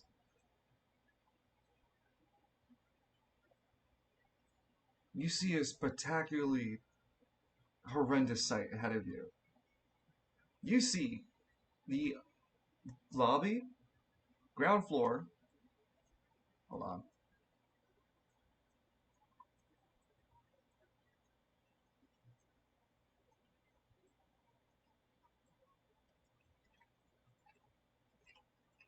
And let's just be a representation of all standing members and parties. Actually, hold on. Oh. I just realized, Evie, you just killed off a fucking one-off character. So you know that, right? I noticed that as I went to the bathroom. Yep. I realized that as I went to the bathroom. Wow, dude. Way to go. So I Lord, will actually mark those guys in particular. They will have to be marked. And also means that Alistair loses the debuff. So that wasn't even going to be a problem. Huh, who knew? I am so sorry for what I've caused. I lost the curse debuff? Oh no, not yet, but just in a moment. Get ready for the cutscene. Oh god, what have I done? So, All Eyes is standing in front of now Lucius, now known as Lucian. Sorry, not Lucius, Lucian. And from his right eye, the same eye that you gave him earlier is the same eye he gets to give you. As you can see every member of Archduke Pharmaceutical. Their mercenaries, their security, their not security, their scientist staff, their R&D department, everybody, their HR department, the logistic parts, the doctors, the nurses, everyone who was working in this facility at that moment when you wished it. All members from all 7 floors above and all floors in the basement floor below are all present. That is over 1,250. That's actually 1,257 people. 1,257 all assembled, represented as these tiles ahead of us. They're sorted into their own categories of people. Right ahead of everyone is Lucian, who is standing kind of like standoffish with a glare and nervously looking over at All Eyes, going, "Well, you said you were going to do it, weren't you?" Yes. I just have to set the moment, though. You understand? This is the part of the contract, after all. Now, you are all ready for your performances. I promise you, I have to make it hurt. Lucian winces just a bit before finally his head just fucking pops. And then everyone's head slowly but surely pops. And the whole room begins to splurt blood as half the room begins to explode, their heads explode. The other half who this will explain everything. And head explodes. The other half whose heads haven't exploded yet begin to go crazy and trying to save themselves and running in different directions, but it doesn't really matter how far they run. Their heads just explode. Every single one of them, Edmund, 1,257 die in front of you, screaming, crying, desperately trying to make sense of the situation, as All Eyes makes you watch every single wail and cry, his omniscient power allowing him to give you the perspective of each and every person who dies this day through their agonizing glaze, just to make sure you knew they died. And that's why their heads don't all explode at once. You have to see it. You have to see the moment they fear the most. And sometimes this moment takes longer than a minute. This whole killing takes longer than a minute. It's like an hour. Many of them get the chance to even flee the district, escaping. There's so many people, but you see every one of them die. No matter where they run, no matter who they call, and many of them call people, and they die mid-conversation. And you are the harbinger of it, Edmund. Every single one of them. Finally, there is no one left. And you return back to the building. All Eyes turns back and looks at his wrist of the watch, and to show you that actually it had only been a few seconds, keeping in true nature of his contract with you. And he wipes his hand to the right, and the building's no more. He wipes his hand to the left. The basement's gone too. Its entire facility left like a quarry emptied. He returns a perfect view of yourself, Edmund, and he goes, ta-da! Satisfied? 1,257 dead. I'm gonna look at All Eyes. He smiles smugly as fuck. I do know that there were innocents here. Plenty. I do know that they all had families. Oh, extended families. I think one of them However, had 1,258. That's how many souls were killed. however, they were just as guilty. And there was For pushing the button. There was one minor celestial. They were just as guilty for pushing the button. So, Dungeon, this is As- what I thought when you're describing the bloodbath. This bit right here. Just Oh, I just do love your bravado, how to justify your actions. You and I are going to continue getting along so well, Edmund. well, it's like the saying goes, you know. At the last tick of the second, They may have followed orders, but they still carried out those orders. at the end of that day, full 24 hours later, Edmund reappears in real space at the front of the Sauntering Stallion. Edmund, with that many deaths in your hand, your alignment permanently shifts. Permanently? Yep. Oh, God. Yep. I think 1,000 deaths kind of makes it like a small genocide. That's a lot of people, Yes. man. You basically killed a small town. Yeah. No cap. Killed a small, you killed a small town worth of people.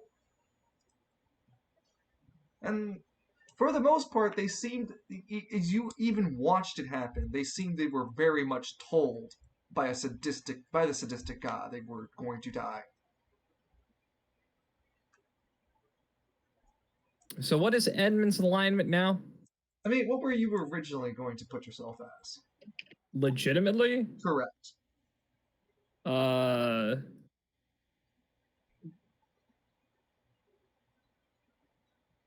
I'm going with the regular D&D 9 trope one. Well, he was definitely chaotic. So I see chaotic him, like- good, chaotic neutral, or chaotic evil. Originally, I What? think I saw it. I just wanted to check. I usually just saw Edmund as at least good. oh yeah, he was chaotic good. So then you're chaotic neutral. Man, That's fine. Yeah, I've put you a chaotic neutral. Yeah. That 1,000 plus is definitely a fucking permanent alignment change. It is All right, emotionally line. scourging. All right, game night. Time to update the kill count. So yeah, the kill count needs to be updated for 1,258 people. That Oh. also includes the minor celestial killed, but I marked the minor celestial. Oh yeah, that's right. Hell's Wrath rules. These don't count. Huh? Hey, game night said the Hell's Wrath clause. They don't count. I say they do because it is Edmund's body. Well, Edmund. No, Edmund's those soul people. is. No, technically, Hell's Wrath's claws counts them Evie. Oh no. And I mean, even more so, they would not have died if you didn't specifically say destroy the building, everyone in it. True. Well, we're gonna have a nice talk with Mythos after this. And like that, This event's probably secured his spot in hell, hasn't it? Well, there's worse places than hell, remember that. How much good will Edmund have to do to counteract this from his soul being obliterated? Well, you were on the right track about it. I think if you continue to try to do what you were doing originally without using all eyes, I think you'll be fine. All right. in all eyes reply, well, I've had a blast. You know, like 1,278 people on a blast. 1,250, yeah, too. Whatever the number is. You lose track after the first 582 people you kill? It doesn't matter. The point is, I got you the information. You did. Alexander Dumas Here, is I'll give you. a noble.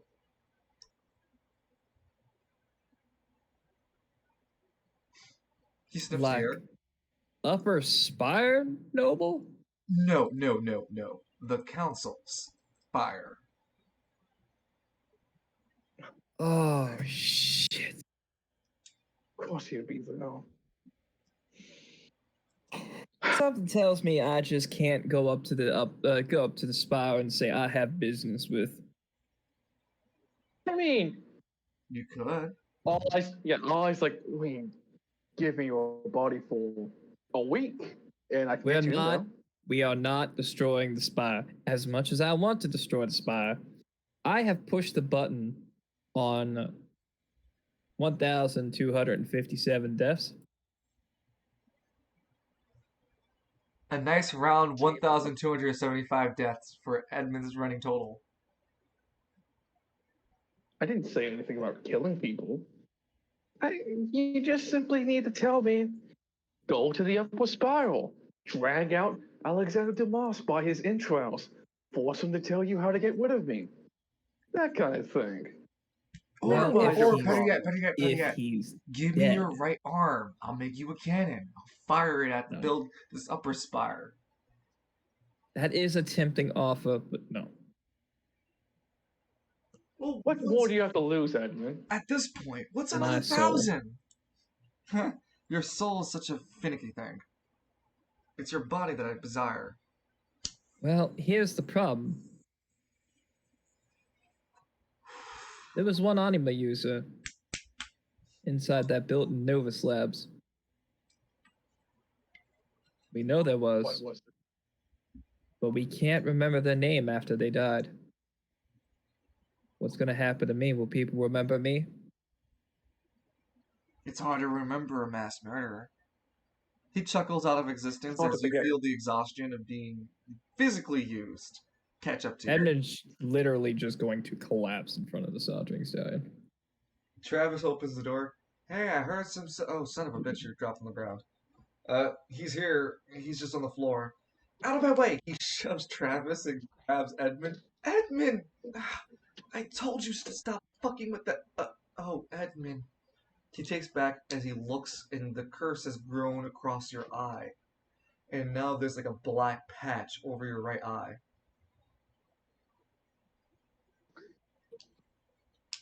Edmund, you gotta stop hurting yourself like this.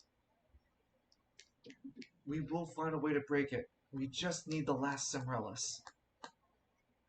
And Anatur takes Edmund inside to nurse him. Oh yeah, Edmund's like absolutely just limp. Okay, with that scene resolved, the last thing we need to do is Lance, but I think we'll finish that another time. We'll do that. We Yeah, kill it's getting Lance late. McKinley. Yeah. All eyes kill Lance McKinley. Rip Russell. Yeah, Russell's What quick dead. question? Canonically speaking, Russell, Donna. Oh man, I was gonna bring them back too. Damn. I knew Dungeon, I am so sorry. I knew as soon as I caught up, I was like, oh, wait a minute. I forgot about the one shots. You know, honestly, let me be real with you. If I had known that I was going to lose Anthony in this way, I would not have wall played so fucking good. Well, can we get a moment of silence for Russell, Mercury, Anthony, Donovan, No.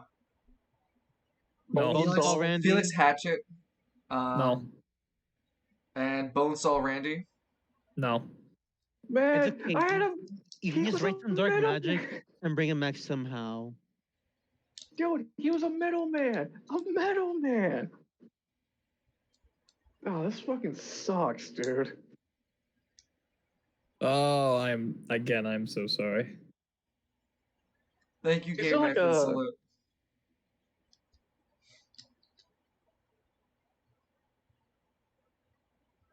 So, Yep. Is All Eyes just permanently on his right eye now? No. Just showing off that you're being slowly corrupted more. You still have normal use of it. Oh, that's fine. Yeah, it's cosmetic. Cosmetic only. Yeah, it's big. Decoration only. Well, we know what Edmund's gonna do now. I mean, like, whenever how I had Black Hole Sun, it was slowly corrupting Lance's right arm. Yeah. Same thing. Edmund's going to wake up when he finally comes up and just start drinking. I want this canonical for the next week. Once we finish Before the new week, it's just going to be drinking. So yeah, the only thing holding us back now then is Danny finishing up the Ann Hotel. Meaning, my next few streams, Danny, we're going to be more focused about finishing that hotel arc. Yeah, we can do this tomorrow. The sooner we get it done, the better for everybody, since I'm timekeeping everybody until we're finished with the hotel. Edwin, you still gotta get back to the spot to get help with Squad Zero. It's been a day. That's gone. No, it happens at the end of the week. No, that was the end of the week. Yeah. Technically, everyone gets a decision a week. Yeah, that was the only chance. So, whatever happened to those anima users also is to the fate of, what's it called? All Eyes. What? They weren't in the building. Oh, yeah, but, they still had to go to the district, weren't they? Yeah, and Squad Zero would have been, or Trio Police Department would have been there. They never sent anybody but the Squad Zero. And Juniper was even specifically called to go towards Alistair and then called back. But didn't Juniper go? No, Juniper did not. Well, was planning to go. Ah, Jesus fucking Christ. What you're saying is, what I did end up saving Juniper? No. No, wait. Hold on. What do you mean shit? What do you mean shit? What happened to the Ranger in Juniper Dungeon? Not Ranger. Danny? When did Alistair encounter the demon on the bridge? It was supposed to be within the week. The same week of. So earlier in the week. Monday, maybe. Oh, when did this whole thing with Evie and the gang happen? When the orange juice transport arrived to an empty compound. Oh yeah, that is going to be true. There's going to get there and there's going to be nothing. Like, not even a building. Again, when did Evie and these guys got into the building? I'd say Monday Wednesday. as well? Wednesday. And at the end of the week. So that means... But then, no one else has decisions. Yep. If there were, I don't know, another player involved, then more players have more decisions. But there isn't. Just the nature of NPCs. No, I'm just making sure Juniper was fucking alive, that's all. No, that's the problem here. She's missing. What do you mean she's missing? He had your body for a whole Wednesday. Juniper would have gone to the zone to go see what was going on. She's been missing. Wasn't the agreement that that all I spares Edmund's friends, so it should spare Juniper. Juniper is, yeah. I never said very anything specific. about hurting Juniper either. He what? I never said anything about hurting Juniper either. She's missing. That's all I said. Uh-oh. Uh-oh. Of course. Oh, no. Oh, boys. How far off the rails did this go tonight, Dungeon? I mean, as Evie, if I could describe it as a player to you, you push the scale closer to falling off this fucking building and into a place you don't want to go to. You went Old Man Henderson, basically. Who the hell is Old Man I thought Henderson? Juniper was also held up by looking for Alistair. On Monday, Yeah. yes. On Monday, dude. That's why I asked for the timeline. So yeah, no, Juniper's fucking disappeared on us. Thanks, Evie. Yep, no problem. So here, let's put the stuff against you, showing that you really did Henderson. I don't know the what that players said means. no. I'll explain in a bit. Just give me a second. All the players said no. Anatol made all of his checks. You decided that against everyone's best wishes, not for you to do that, you still did it. In my defense, you could have easily told Lucian, hey, I can easily tell this guy to kill you right now, and I would not be joking because I have a direct connection to it, and even if you kill me, it will kill you unrestrained. But in your defense, you will push to a corner by me because I tricked you. You did trick me, and also in my defense, I was just. He was in character. He was definitely in character. He was in character, and it caught me. It caught all of us. Yeah, it caught me. Come on. You can. Yeah, we can't. It was really good.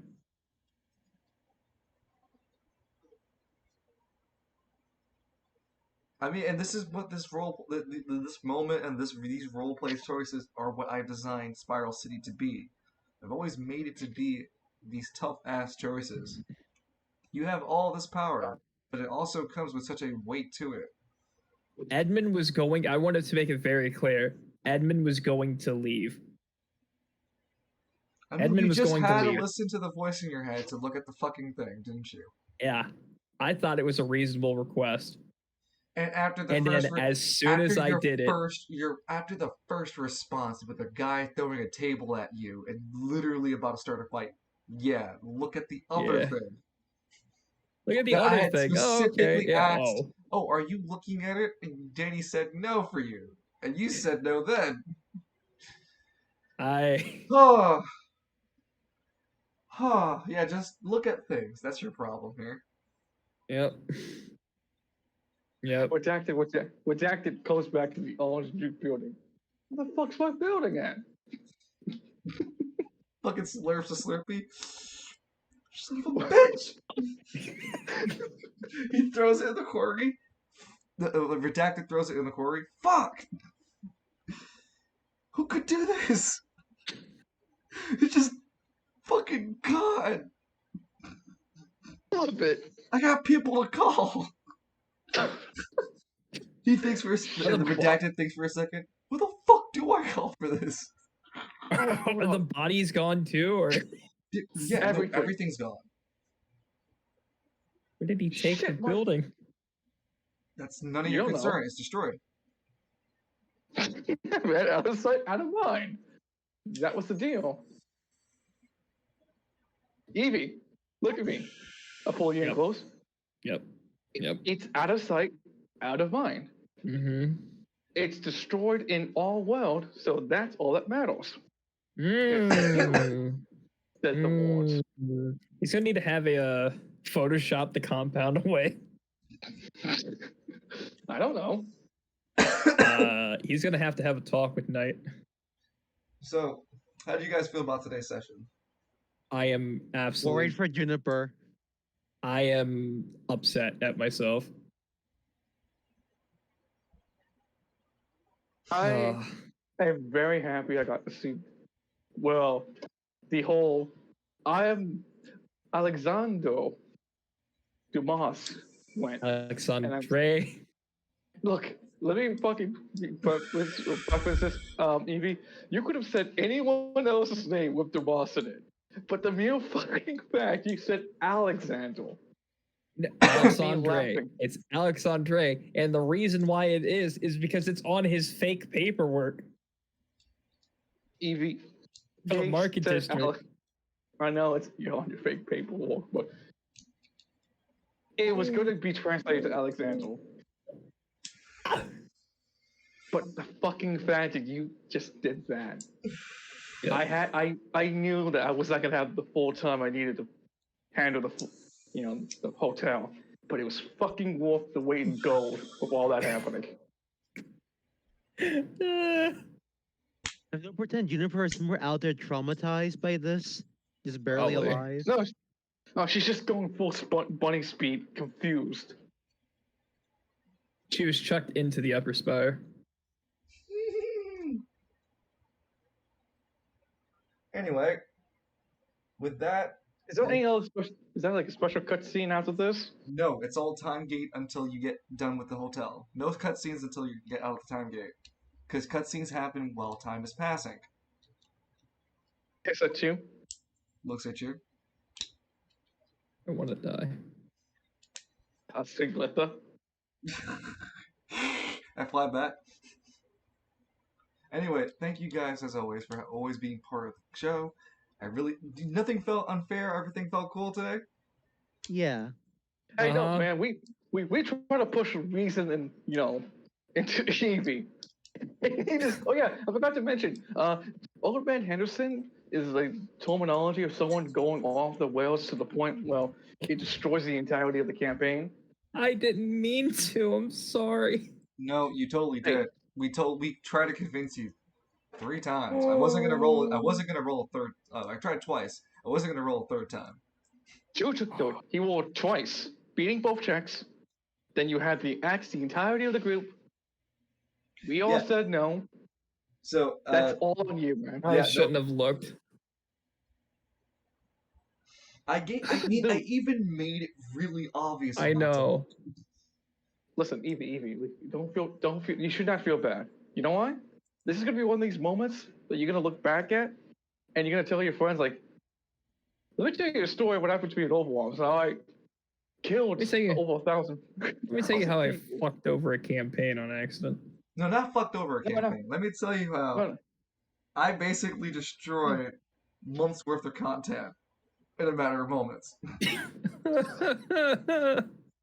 I mean, there was definitely room for that place to come back, but now it's just 10 feet under.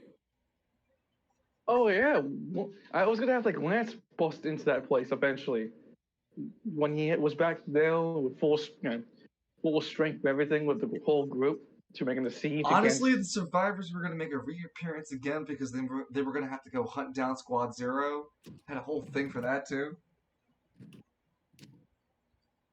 Yeah, then that would have been like a catalyst. Well, Squad Zero would have just simply attacked the Orange Duke building. After the Squad Survivors. Yeah. Task Force Survivors. Yeah, man. They're no longer survivors, man. I'm sorry to say this. No, the Challenger, Task Force Challengers. Yeah. And they failed the challenge. They failed the challenge check. They failed Eliza's vibe check pretty hard. I just want to imagine, in my head, I want to imagine that all of them did their best. They fought back against All Eyes, knowing that it was futile, but they just did it anyway because that's how they roll. Anthony would have been the first one to go, and then following up with Russell, then Bonesaw, and the last one would have been your character, Dungeon. Felix. But I see him going out like a bitch. Fuck you. Blowing his own. Yeah, he blows his own brains out. Damn, this was a great session. 9 months of content. God. Well, no, it's not like 9 months of content. It's more like 9 possible months of future content gone. I mean, I can't do anything now with it at the current state. You know, that raises a question. What happens to the employees of the Orange Duke in the weapons facility? Because when the time we were there, as the players obviously, we know that the Orange Duke had interest in the building. And when we cleared out Gravemind, it was beyond clear that they were making shop there. Oh, god damn it, Evie. Now we're gonna have like remnants of Orange Duke hunting us down because of you. No, You're happy? no.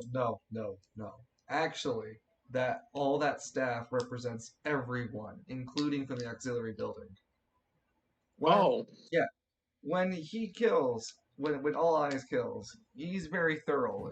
That building alone wasn't going to hold 1,200 plus, but the building accompanying it too, with this newly set up situation, was also calculated.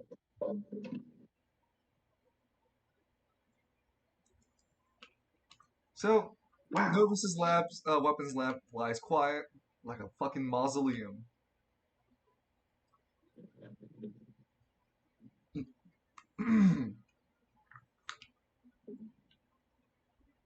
Alright, we got new content to figure out where Juniper went. The bunny girl is missing. Red alert. The bunny girl is missing. Red alert. She's gonna need so much silver magic to Hey, listen, man. Let me be real with you. Silver magic can only mend and fix. exactly. It can't create, and it's no fucking. It can't create itself to be a miracle worker. Okay. It's okay, we just fix her right back up. It'll be like it never happened. I mean, the only real cutscene would be for Cynric if you wanted to try to, like, I don't know, talk, but it's late, like I said, so I'd rather not. Yeah, save it for next time. Well, yeah, because we need to get to the next part. We need to get to August.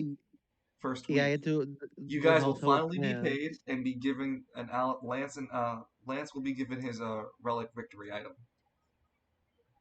Damn, it do suck when your side characters go out like that. Damn. I want to cry. Well, there goes Yeah, goes your answer. Which one of the player characters would die first? It seems like Task Force challengers. The answer was yes. The answer was all of those at once. I mean, if you can look at any silver lining, at least Alistair no longer has to worry about the damage penalty. What about the entire like plague that was going to be dropped on Spiral City and that Orange Duke was working on? You have no idea if that would come to pass or not. Yeah, I know. That could have been a side plot, but now it's gone forever. Aren't you? Aren't you glad you said orange? Fucking game night. I fucking love game night so much. I just want to preference this, right? Oh, go ahead. Defend This is yourself. only my third D&D I've ever been in. That's what you want to say. Hey, Loon, how many D&Ds have you done? My first one. Oh, I'm sorry. Could you, Danny, tell me how many D&Ds you've been through? Like a full session like this? With this many with this 3? many sessions. Yeah. Yeah, like 3. You know, it's like the novice players take it a little bit more seriously before consequences happen. And then the more experienced players already know there's consequences and just want to rush dick first into them. It's not like I'm scolding you at all. Listen. I have to make heavy of your choice, but I'm not scolding you. I'm happy that you chose what you were going to choose. If I couldn't persuade you with 2 dice rolls and the group telling you no, then I'm just gonna make the fire look as nice as I can. You know what I'm It saying? was. I didn't want to sign that NDA, and I didn't know that.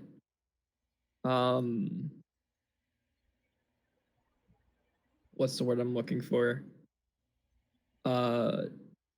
Battling him on a charisma check was an option because he was a minor celestial, so I didn't even think that would have been possible. I am still very upset. I would say that with the 2 Cimrilises, it would have been a challenge, but then it would have led to a fight, for sure. So it would have been a fight in either way with a celestial. Minor celestial, but yeah. There would have been no surviving. We would have died. I mean, with the 2 Cimrilises, We still would have died. probably, yeah. He would have to have critted at least the first attempt of charming him before the influence of the Cimrilis would be noticed, and then Lucian would have just attacked.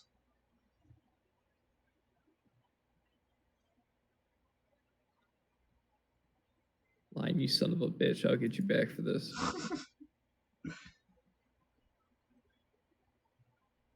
He didn't do anything wrong. No. No, he didn't. If I recall correctly, we all talked you off that bridge. Even he did. You all talked me off the bridge, but I had to turn around and look at the giant man with the LMG. Well, now you know that giant man with the LNG was dead. So he didn't die. I guess the last thing I really want to ask is, would you guys want me to return Kalis to the roleplay? Yeah. I would like to have him back, but I would like to also have him return with the enthusiasm to play the character. Only if he wants to. Yeah, there's no point in forcing him to come back if he doesn't want to. Lance? I'm always very enthusiastic to have him around. Again, like everyone said, if he wants to come back, I don't see any reason to hold him off. That's all his decision. Also, he's going to be very he's going to be wondering, what the fuck did you do? You know, honestly, I want to know what he would have said or done in that scenario. But the bridge? He probably would have taken the Cimrililis. Oh, you're talking about Falcone? No, both scenarios. No, he Falcone. Would have dominated Edmund with the Cimrililis. Hey, I mean, look. Like, okay. I took the more precautionary choice over here, okay? Let's be real. A minor celestial would have, like, easily wanted to have taken the Cimrililis on their own and had the firepower. So at the very least, to think that you didn't have a chance of losing it.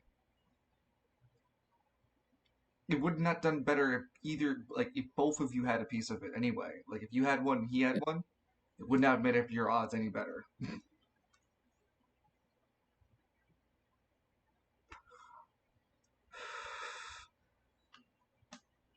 It'd give you access to like your third AP ability, but it would not have changed the tides of fight. And you would have just weakened, what's it called? Anatar. Yeah, like the bridge scene, obviously, Kalis would have just had Fellow Falcone devour the demon. But with Anatar, there's a lot of like things he could have done with the Cimrililis. Well, obviously, we all know I'm playing it safe. Yeah. But like again, that's just if conversation at this point. Correct. Well, let me let you guys go to bed because I need to go to bed for work tomorrow. I still have that in the morning. And I still got to deal with people. So have a great night, everyone. Mind if I call you for 1v1 real quick? Yeah, sure. Have a good night, everyone. Later.